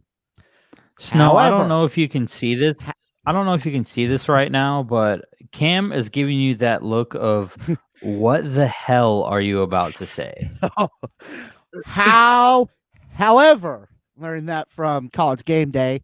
However, I don't trust what's going on with them fish boys down in Miami. Woo! So, Oh my God. circle the wagons. Give me Yeah, you scared me Bills. there for a minute. Give me the Bills. Okay, you want Buffalo. Okay, Cam, what do you got? Yeah, give me Buffalo. Until Fitzpatrick is replaced, you just can't trust it. I think Fitzpatrick is going to get hot in October if he's still starting, though. So be aware. Be very aware of that. I think he will get hot. He'll have his Fitzpatrick moment, but it won't be against the Bills. No.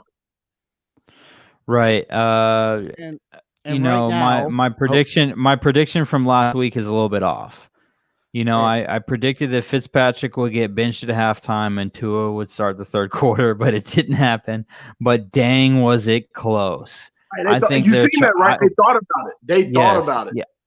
I think that Miami is really trying to hold on to Tua not starting for as long as possible.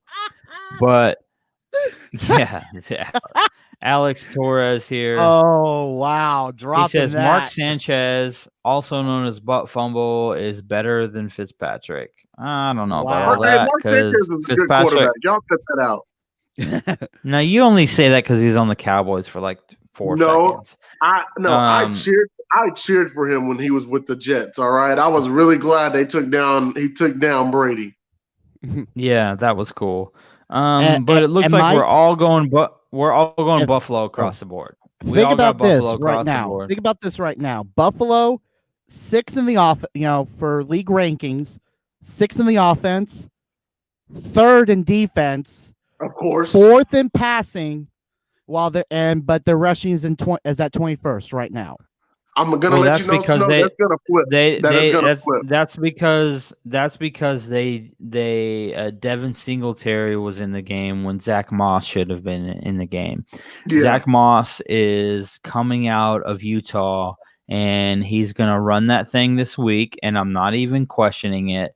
He's gonna be a beast. I got him starting in one of my fantasy lineups. He's going to kill it. I have no doubt about it. I just think he needs the opportunity. A lot like Jonathan Taylor from Wisconsin, who is in Indianapolis now. Just give him a chance. He's going to kill it. Just run the ball. That's it. Yeah. We all went Buffalo on that one. So and Alex bringing up this thought. What happens if Tua goes in? Well, here's the thing. Here's the thing about Tua. Let me just tell you this real quick. Tua is going to be in there as a rookie, but here's the thing, right? If Tua goes in and makes mistakes, at least you can say, "Oh, well, he's a rookie. He's going to learn. He's going to do this. He's going to do that." How long has Ryan Fitzpatrick been in the league, and he's still doing some of the dumb stuff? The same thing. He's still doing the same thing. He's doing the dumb stuff. He's not throwing to the guy he should be throwing to. He's being conservative. He's doing all these different things, right? So, like, it gets really frustrating watching a guy like that. When he does well, you're like, well, why don't you do this all the time? We've all heard the term Fitzmagic, right? Why don't you do this all the time? It's very frustrating. But here's the deal. If Tua goes in, you have a certain level of patience with him because you understand that he's the rookie. If I was running the show in Miami, you know what I would do? I would sit Fitzpatrick down and I would let him do his thing and I would tell Fitzpatrick, dude, you're the emergency guy if Tua isn't cool. If he gets hurt or if he can't do this or if he can't do that, if we decide to bench him for any reason, you're the guy that's going to come in. You're the guy that's going to take the reins. But right now, this is Tua's team, and that's just the way it's going to go. Mm-hmm. That's me personally, just because I feel like Tua has the upside to be one of the better. I mean, Tua, when he was a junior, was drawing Russell Wilson comparisons. The Seahawks at a certain point were Fitz tragic. Yeah, that's pretty much what it is. But the Seahawks at a certain point were like, should we trade Russell Wilson to the New York Giants in exchange for all these draft picks, and then we draft Tua? and he comes in because he's drawing these Russell Wilson comparisons. We could essentially get the same player, but like 4 years younger. And then obviously they looked at it and they were like, never mind, Russell Wilson's the GOAT, so we're not going to do that. Yeah, that would have just been I would. Hey, look here. trouble. I do not want Russell Wilson nowhere near the NFC East, please.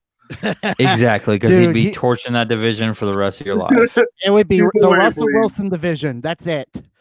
It'd be Russell Wilson's world, and the Dallas Cowboys are just I'm living not. in it. I'm not gonna lie though.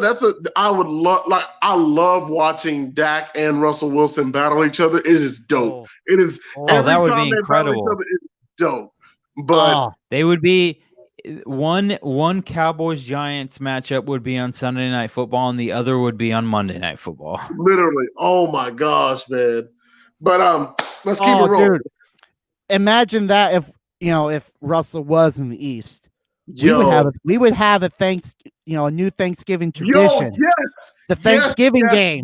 Yes. Just to see, we get to carve the turkey before we carve the turkey and have some mashed potatoes and some gravy. We get to I see like where Russell Wilson just torch. I like Also, what you're thinking. I Snow, like where you're going Snow, with that. you've taken saying. me. Just saying. You've taken me off track long enough. I'm gonna need you to zip it for a second so we can get to this next game. Next game we have 49ers Jets. 49ers Jets. As much as I just wish the 49ers would lose this game, it's unfortunate that it's the Jets. It's not going to happen. So there's no way that San Francisco's favored by 7. They're going to absolutely just dump truck the Jets because we all know it's the Jets. So I'll go first. It's a clear 49ers victory for me. Snow, let's see what you got. I think we can all just agree it's going to be a Niners because the Jets have scored fewer than 20 points in 11 of their last 17 games. Yikes. It's sorry, the Green Machine, the New Jack City Boys is not flying today. Sorry, I'm going with the Niners. Okay, Cam, who you got? Yeah, give me the Niners as well. They're gonna smack the Jets. I mean, come on, you got Kittle. That's all. Yeah, that's all you need. Kittle versus the Jets. I've seen that. I know he got hurt last week. Is he gonna be? And Is that he gonna just be good remind to me, go? we have no Richard Sherman this week. He is on IR. Yes. So IR this year with the COVID-19 stuff. Understand that IR is 3 weeks or Injured. it's a minimum of 3 weeks, or it could be all season, depending on what classification you put on it. At least what I've when I have my message. 3 weeks. 49ers are at least 3 weeks. Placing the Pro Bowler on injured reserve. He will be at least 3 weeks sidelined. Yeah. So he's going to be out for at least 3 weeks. So okay. So we all went 49ers there. Mm-hmm. Let's move on to our next game, which is Rams Eagles. And this is what I'm talking about, dude. For some reason, they keep saying this is like the Cowboys and the Eagles seem to be like America's 2 favorite teams to talk about for some stupid reason.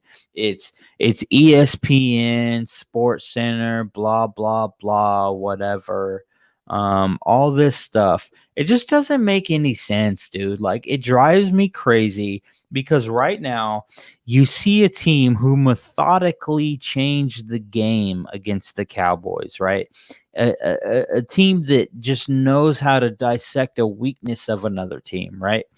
And the Rams are not favored in this game. Philly's favored by 1 point. Dude. Wait, but is Philly home? Let me look. Philly is. Are they home? If they're home, Philly is yes, they home. are. Philly They is are. home. Yes, Philly is home. Yes. But It doesn't matter, dude. It doesn't Well, matter. Here's the deal, right? When you're home, you typically get a 3-point favorite. right? Yeah. So Philly's at home, and they're only a 1-point favorite, which tells you that they think that the Rams are 2 points better, right? It is what Yes. it is. It is what it is. This is my lock of the week. The Rams are winning this game, and it's not going to be competitive. Aaron Donald might have 5 sacks by himself. Brockers Oh might my have God. 2. Yeah, Aaron Donald might have 5. Brockers might have 2. Jalen Ramsey could have a couple of interceptions. Who knows how many fumble recoveries they have off of Carson Wentz just dropping the ball, dude. No one really knows. Looks like we lost Cam there. He seems frozen for some reason. But yeah, not a big deal. Yeah, I just think. Oh, there he's back. Okay, he was frozen for a second. Sorry. Sorry. Yeah, but Michael Brockers might have 2 sacks. Aaron Donald might have 5. Who knows how many fumble recoveries they have with this team with Carson Wentz looking ridiculous. Jalen Ramsey might have 2 interceptions by himself. And then another thing I would mention is Miles Sanders is back for Philly. He's a big deal. Doesn't matter. Doesn't matter. Fitztragic is better than Wentz. I wouldn't go that far, but they're probably more comparable. I love you, Alex. I love you. That's funny. I love you. They're more comparable than you think, probably. But my lock of the week, Los Angeles Rams are getting it over Philly. Snow, I'll go you next. Who you got? As much as what I'm reading right now, Philly has 6 straight wins on the Rams. As much as I want to jump and have a Philly cheesesteak with these, cheesesteak heads over here in Philly, I just don't see it with how banged up their defense is, how banged up, the Eagles are right now. I just do not see this Eagles team right now beating a Rams team that held its own and even did a little bit more better. Keyword, a little bit more better than the man downstairs right here, them against them boys. I feel like the Rams are just going to be a little too much, probably a lot more much, for these Eagles to handle this week. Facts. Right, I got you. So Cam, give me the hold on. Ram. Before This you get comment going, is really bothering me here. it says Wentz is better than Dak. He's trying to troll you. He's trying to get you. But let me just say this, Alex Torres, just in case you actually believe that, just look at any of the 10 major stats that they judge quarterbacks by, and you'll quickly realize that Dak is light years better than Carson Wentz. Anyway, moving on. We all picked the Rams.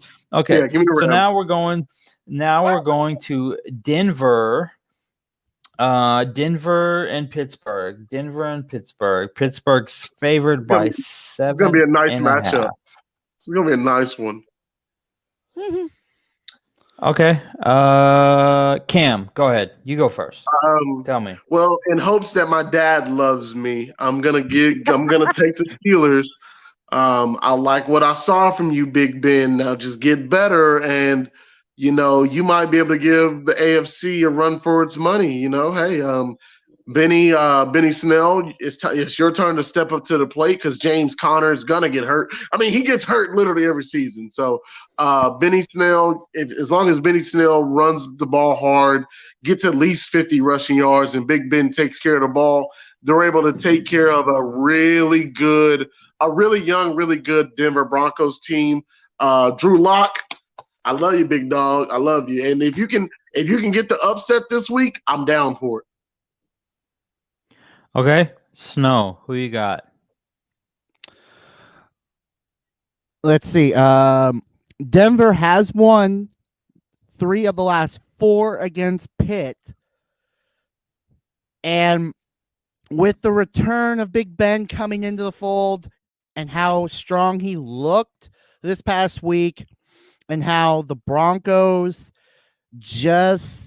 I just didn't really like how they played this week as much as, as well as they could have. What, losing by 2 to the Titans. I just didn't I don't feel like this is a Denver team that is going to get over on the returning Big Ben in his second week in this new season. So I'm going to be joining Cowboy Cam and go with them Pitt Steelers. Yeah, I'm right there with you. I think Pittsburgh, outside the running back position, has really figured it out. I think Snell really came in and kind of spelled that whole offense and brought a little consistency that James Conner wasn't bringing. I think Juju Smith-Schuster really shined last week. He looked good. I think Big Ben's going to continue to do his thing, connect with Juju. My fantasy team definitely hopes for those things to happen. But yeah, I'm gonna roll with Pittsburgh. I think it's a no-brainer in that regard. So let's move on to the next game. The next game we have Panthers, Buccaneers, Tampa Bay favored by 9. I'll go first on this one. I think there's no way in hell Tampa Bay loses this game. I think they win by probably 14. I think it's going to be an easy win. Carolina, like I had said last week, I think they're going to be one of the bottom 3-4 teams in the NFL this year. And I think part of that is new coach, new quarterback, a lot of things. They've kind of shipped some guys off. They've traded some guys. They kind of moved a lot of pieces around, stuff like that. So I think that Carolina still has some pieces and they can be effective and things of that nature. But for right now, I'm going to have to roll with Tampa Bay. I also don't see Tom Brady losing 2 in a row. You could see that he was very critical of himself last week. He was very critical of himself last week. He was very critical of some of the decisions that he made, decisions that receivers or running backs made, tight ends made last week. So I think they're going to come out this week and they're going to look a lot better than they did last week. But Cam, go ahead. Who you got? Yep, yes, sir. Give me the Panthers. I know the Raiders pulled off the win against the Panthers last week. Josh Jacobs was a monster. But hey, as a defensive player, that's hard. It's hard to do. It's hard to stop, great backs early in the season. And so what is one thing Tampa Bay is not probably going to be using? Their run game. They're not going to be using their run game. And I think Teddy Bridgewater played fine last week. Teddy Bridgewater was fine. Robbie Anderson came out strong. Christian McCaffrey looked very Christian McCaffrey-ish. So, yeah, give me the Panthers over the Buccaneers. Once again, I'm not fully buying into the whole Tom Brady, Buccaneers, Bruce Arians offense because I know what Bruce Arians expects. And so, yeah, I'm trying to warn y'all. Give me the Panthers. Snow? Is this man for real down here? Carolina, yeah, he's crazy. He's crazy for Panthers? A couple of reasons. He's crazy because he thinks that the Panthers are going to win, number one. Number two, Tom Brady's not losing back-to-back games. Number three, it doesn't matter what Bruce Arians wants because Tom Brady doesn't go to a team like that to be told what to do. Number four is you must have not watched that Tampa Bay game last week because you made a comment about them not using their running backs. They used all of their running backs last week. Oh, I watched it. I wasn't impressed. And number six. I'm with you. I wasn't impressed either in the slightest. But I'll tell you, they definitely used their running backs last week. And number 6, Mike, is that the Panthers have lost not 1, not 2, not 3, not 4, not 5, not 6, not 7, not 8. They have lost 9 straight games. The second longest active streak going today. And that is not a good sign for Carolina, bar none. And Wait, are we just talking about like from last season 9 straight games as well? Yes. Oh, they No, are, no, I they ain't no, worried no, about no, that. no. lost Yeah, 9 give the straight Panthers games. over the Buccaneers. Carolina has lost 9 straight. Yeah, I'm fine with that. It's troubling down there or up there in Carolina. So I'm going to be cruising on that pirate ship because I'm rolling down to Tampa Bay and rolling with Tom Brady because I'm swinging that sword and that I pirate tried flag. to warn you. I tried to warn y'all. All right, I tried to warn you. Just a heads up. Tampa Bay. Okay. Here's one. Let's talk about this for a second. Okay. We got Washington and Arizona. I like this. This one's Here crazy. we go. This Here we this go. I one's like crazy, this. right? So for all the same arguments that Cam made last week about Washington's defensive line being all Yep. types of crazy, which is 100% facts because they are. They got Ryan Kerrigan. They got the new kid that they just drafted. They got Chase Young, baby. Chase Young at Ohio State, who's slated to be better than both of the Bosa brothers. I don't think they're going to be able to get to Kyler Murray. I think they might get to him a couple times if he gives up, but I don't think there's any way in hell that they get to him enough to a degree where they're going to affect it like how they affected Carson Wentz last week. Like Washington, that was great last week. You did a good job getting to him and all that stuff. You made him fumble 3 times. You sacked him. You did all that good stuff. This is where it ends. Kyler Murray, baby. This is Kyler Murray. This is Kyler Murray. This is I mean, they got Chase Edmonds, but who's the other guy at running back? I'm blanking right now. Kenyon Drake. Kenyon Drake. Yeah, they got 2 running backs that can do it. You got DeAndre Hopkins, arguably the best receiver in the game. Bro. This is not going to work out well for Washington as much as they would have thought. I'm taking Arizona in this game. I think there might be a chance that it could be close, but I got Arizona in this one. Give me Arizona as well. Dwayne Haskins still has work to do. The Redskins offense has work to do. We all know Ron Rivera is not an offensive coach. So it's going to take more time for them to be ready on offense than they will be for them to be. Oh, they're ready right now on defense. Can Washington secondary stop Hopkins? No, no. And so, yeah, I don't think they'll be able to touch Kyler Murray really enough to affect the game. And I think Hopkins has no problem getting open because I just think he's better than all receivers. So here's a question: he asked, can Washington secondary stop Hopkins? Who do they have left? They traded away Dunbar, who was their best corner. Who else do they have? Basically, Josh Norman. No, he's gone. Garbage. Well, no, he is there. Yeah, he's there. There's a kid named garbage. There's a kid named Fabian Moreau that they drafted, I believe, 3 years ago out of UCLA, and he was the guy that picked off Carson Wentz. And so you're asking for a lot, dude, for him to try to guard D-Hop. You're asking for a lot. Can Kyler Murray see over Chase Young? No, he can't. No. Listen, it doesn't matter if Kyler Murray can see over Chase Young because he's 3 times faster than him. He'll just run around him.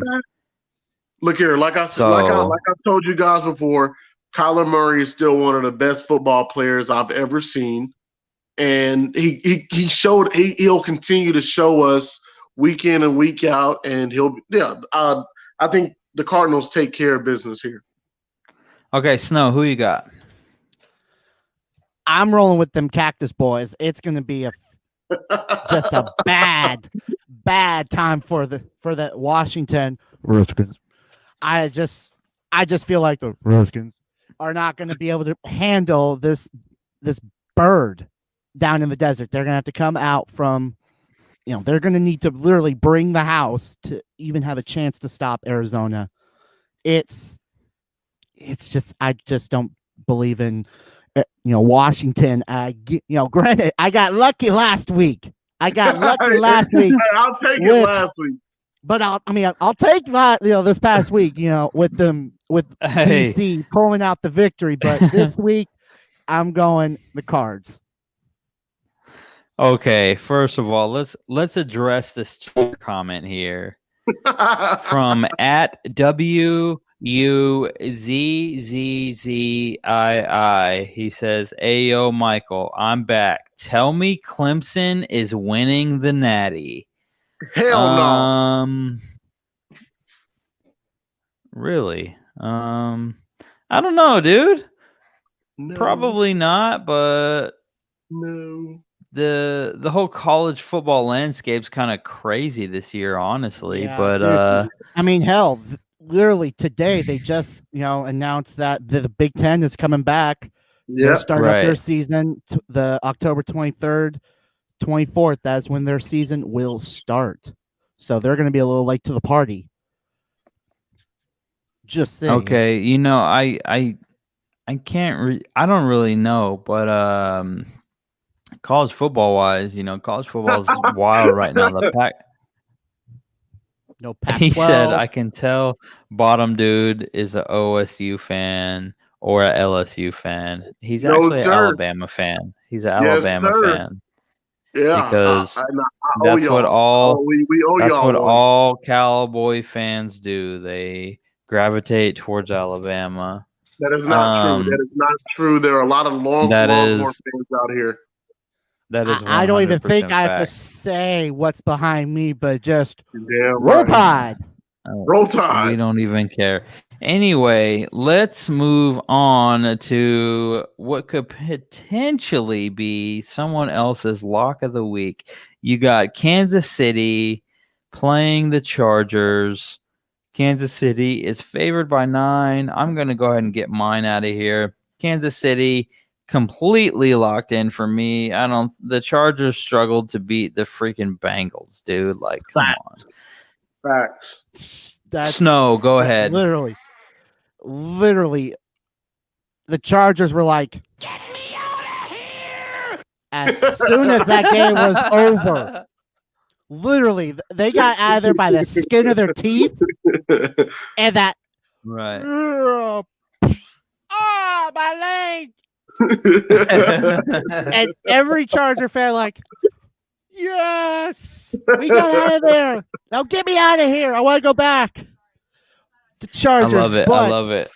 Still, unfortunately for the Chargers, they're not going to get this lucky again because KC has won 11 of their last 12 games against the Chargers, and KC is just on, rolling smoothly with this back-to-back. Actually, I literally read that. It's like literally, I think they're going to have a back-to-back week this week with winning.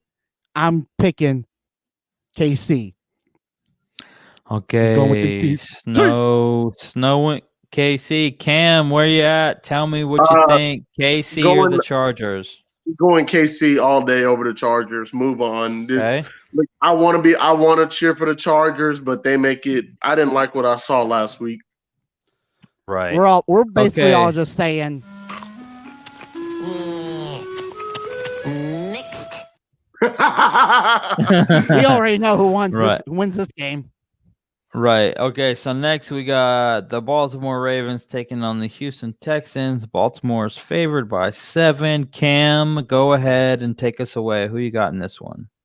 Give me Baltimore, please. Wait, Baltimore versus the Texans? Yeah, give me Baltimore. Yeah. I don't think Deshaun Watson's ready for life without Hopkins, but he's gonna have to be ready for it.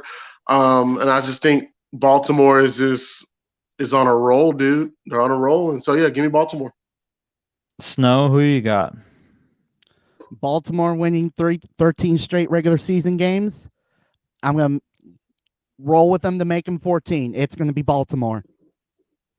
Baltimore. I'm also taking Baltimore. I think they got too much. Houston's not going to be able to hang. I don't know if Houston has the defenders to really roll with Lamar Jackson if he decides he's going to run.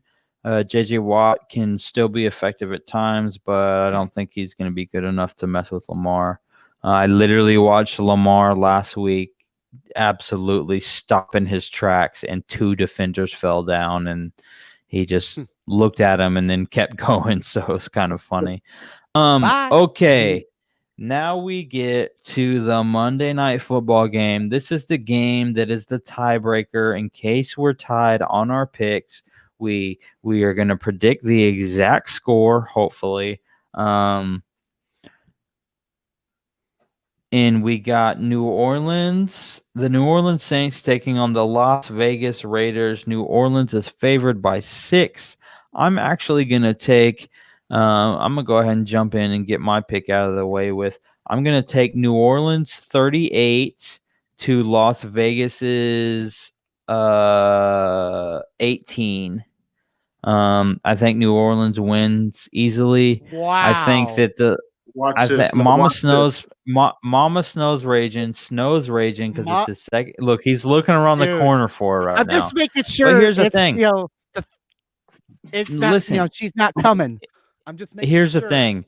It's not that I'm hating on Las Vegas or anything like that. I just think that New Orleans is a veteran-based team, and Las Vegas has a lot of rookies, a lot of young guys on it, and they're still a couple of years away from really doing some damage. So I go 38-18 New Orleans.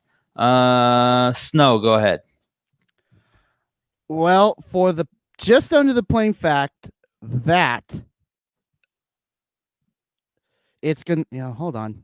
Yeah, it will be the first home game for this Las Vegas Raiders to kick off their new, their new stint in Las Vegas. And you got the Bayou Boys coming on up. I think this is going to be a close game. The last time that they had played each other was, 9/11 in 2016. It was the Raiders by 1, 35-34. And I don't think it's going to be that much closer, but I'm still joining the dark side. I'm picking the Raiders. Literally, I say it, but dang, there. I'm picking the Raiders over New Orleans, and I will take it as 35. I'll say by 1 touchdown, 35-28. 35-28. Okay, Snow, I really wanted to go that high myself with the Raiders. I'm just waiting for them to prove that they are that strong offensively. I know Josh Jacobs is good. Derek Carr has his moments, and I'm waiting on some of the other guys to really prove that they deserve to be scoring that much. Because that's the direction that I want to take it myself. I wanted to go like 35-30, something like that. But I just wasn't there yet. But Cam, go ahead. Tell me what you got. Give me, with Michael Thomas out, give me the Raiders. Give me the Raiders. I think Josh Jacobs has a great day running the ball. I'm going to take the Raiders 28-24. Okay. 28-24. Okay, fair. Okay, great. So that does it for our picks for the week. Snow says that's our tiebreaker pick of the week. So looks like we got a decent amount of mixture on our picks and things of that nature. So we'll have to watch some football this Sunday/Monday to figure it out. We just don't let Alex Torres here. He says can Houston, the Raiders stop Houston, Kamara? We have problems. Who was talking Oh, about? Mama Snow's in the house. I was in a meeting. Hey, Sorry. go ahead and give the headphones away, Snow. Give them away. He picked not them. I'm sorry. You picked 2? I picked the New Orleans Saints. Over the Raiders. Are you on crack? Over No. 38-18. So how about this? Wait, and you said what No. score? 38-18. 38-18 is what I said. You really on So crack. In Vegas. okay, And you're so not listen, I'm willing to And entertain your opinions, but tell me why I should believe that the Raiders are capable of scoring high amounts of points with the Saints. We know the Saints can score, so tell me why the Raiders should be able to score offensively. So just because the Saints can score doesn't mean that other teams can't. I mean, Well, I'm down for that. I'm asking you why the Raiders are capable of scoring. I know Josh Jacobs is good. Derek Carr has his moments, but why should anyone else be believing that the Las Vegas Raiders can score 30 plus points a game? let's see. They've played one game this year, and it's a new Uh-huh. team, and it's a new stadium. New things can go on. I believe Cam put it pretty good earlier about, he wasn't too worried about the Cowboys because it was only 1 week, no preseason, et cetera, et cetera. So, second week, anything can happen. Same thing for the whole season. Anything can happen. You want to make a Super Bowl prediction right now, or you want to wait and see? Ooh. You can't sit there and say, oh, well, they're not going to score. They're not going to score because of what happened in the past. It's a new year, new team, new season. That's a good Yeah, point. I mean, I'm down for that, but when I said 38 to 18, That's I 20 also points. told And it's a right. home game for the Raiders, correct? Mhm. Oh, you're really going to do that at the new stadium In the Death Star. and I believe they get fans, correct? No fans in the stands all year, remember? For Raiders? For the Raiders. Well, that's stupid because all the casinos are open. Well, I don't think that matters necessarily, but what I told Snow was I wanted to go because his prediction was 35 to 28. And so I told him that I wanted to go with that high of a score as well. I just need to, like you said, it's only been 1 week.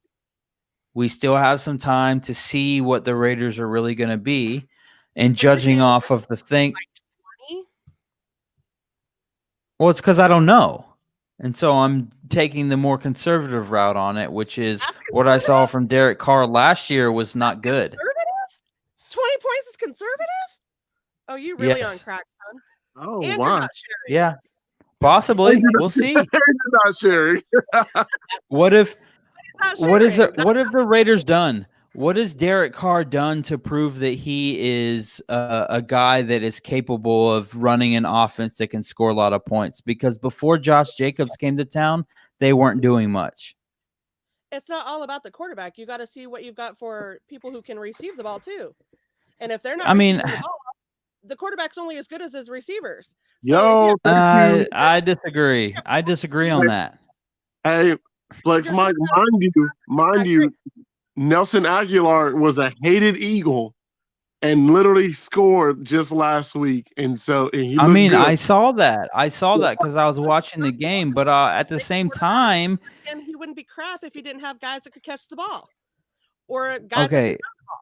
So the quarterback, it doesn't matter. We've seen less quarterbacks do more. And so your team is only as good as your hitters because your setter can only do so much. Your quarterback can only do so much. If he puts the ball in the air, somebody's got to catch it. He puts the ball in somebody's hands, somebody's got to run the ball. So it's not all on the quarterback. You can't blame the quarterback for wins and losses unless he's doing something stupid. But if people aren't catching the ball and they're not running and we're not, tackling and defending our quarterback and everything else, then the quarterback, looks like crap. But it's not necessarily all his fault. I agree. I'm not putting all the blame on him, but one thing I would want to do is pull the stats for the Raiders in comparison to drops, right? So Cowboy Cam can have his argument because the Cowboys led the league in drops last year from the receiver position.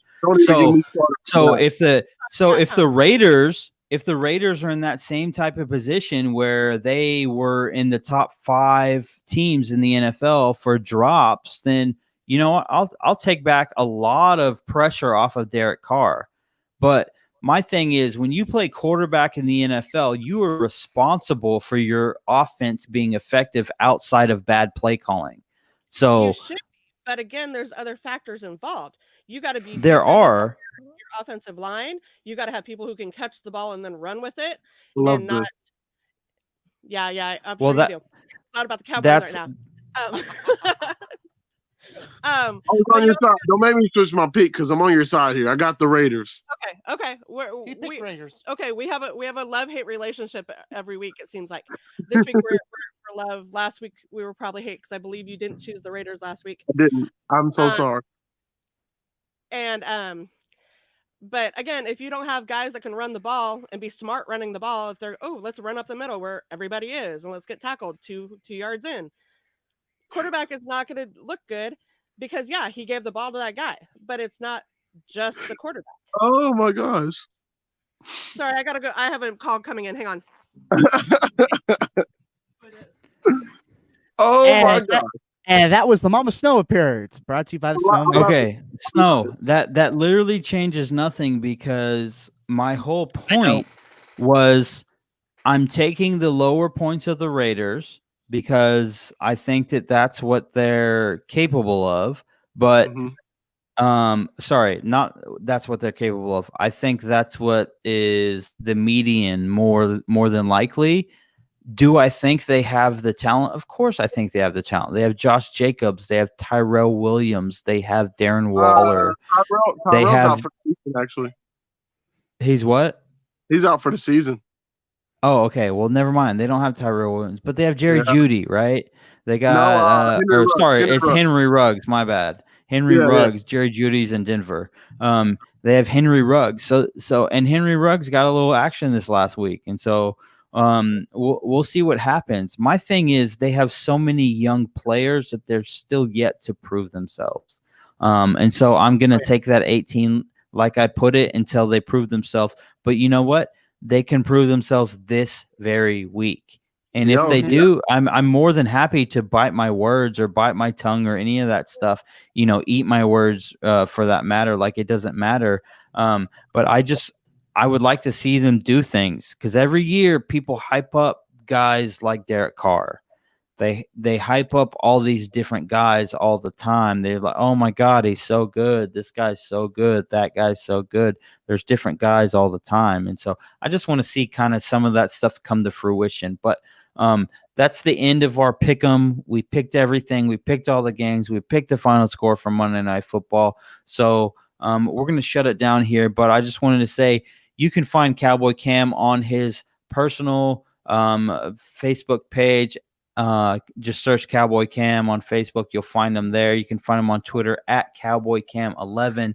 You can find the SnowMan on Twitter talking all the wrestling news at FlexNet_PW Elite. That is the Flex Network Wrestling account on Twitter. He will be back tomorrow night talking the wrestling weekend review show. He's going to talk to you about all the things going down in wrestling. If you like us, if you love us, any of the things, you can do us a quick favor. You can hop onto our Facebook page. You can go over to community. There's a button there that says invite friends, and you can literally select everyone on your friends list and invite them. We're trying to grow our network here. So if you could invite as many friends as possible to like us, you think if you have friends that might like this type of show, you can do that. You can find me on Twitter at the Flex Network 1 on Twitter, kind of doing some football stuff. You can find me on Twitter, my personal account at FlexMike11 on Twitter. That's where I'll be. But as for Cowboy Cam, the SnowMan, and myself, we will catch you guys later. Peace. Peace out.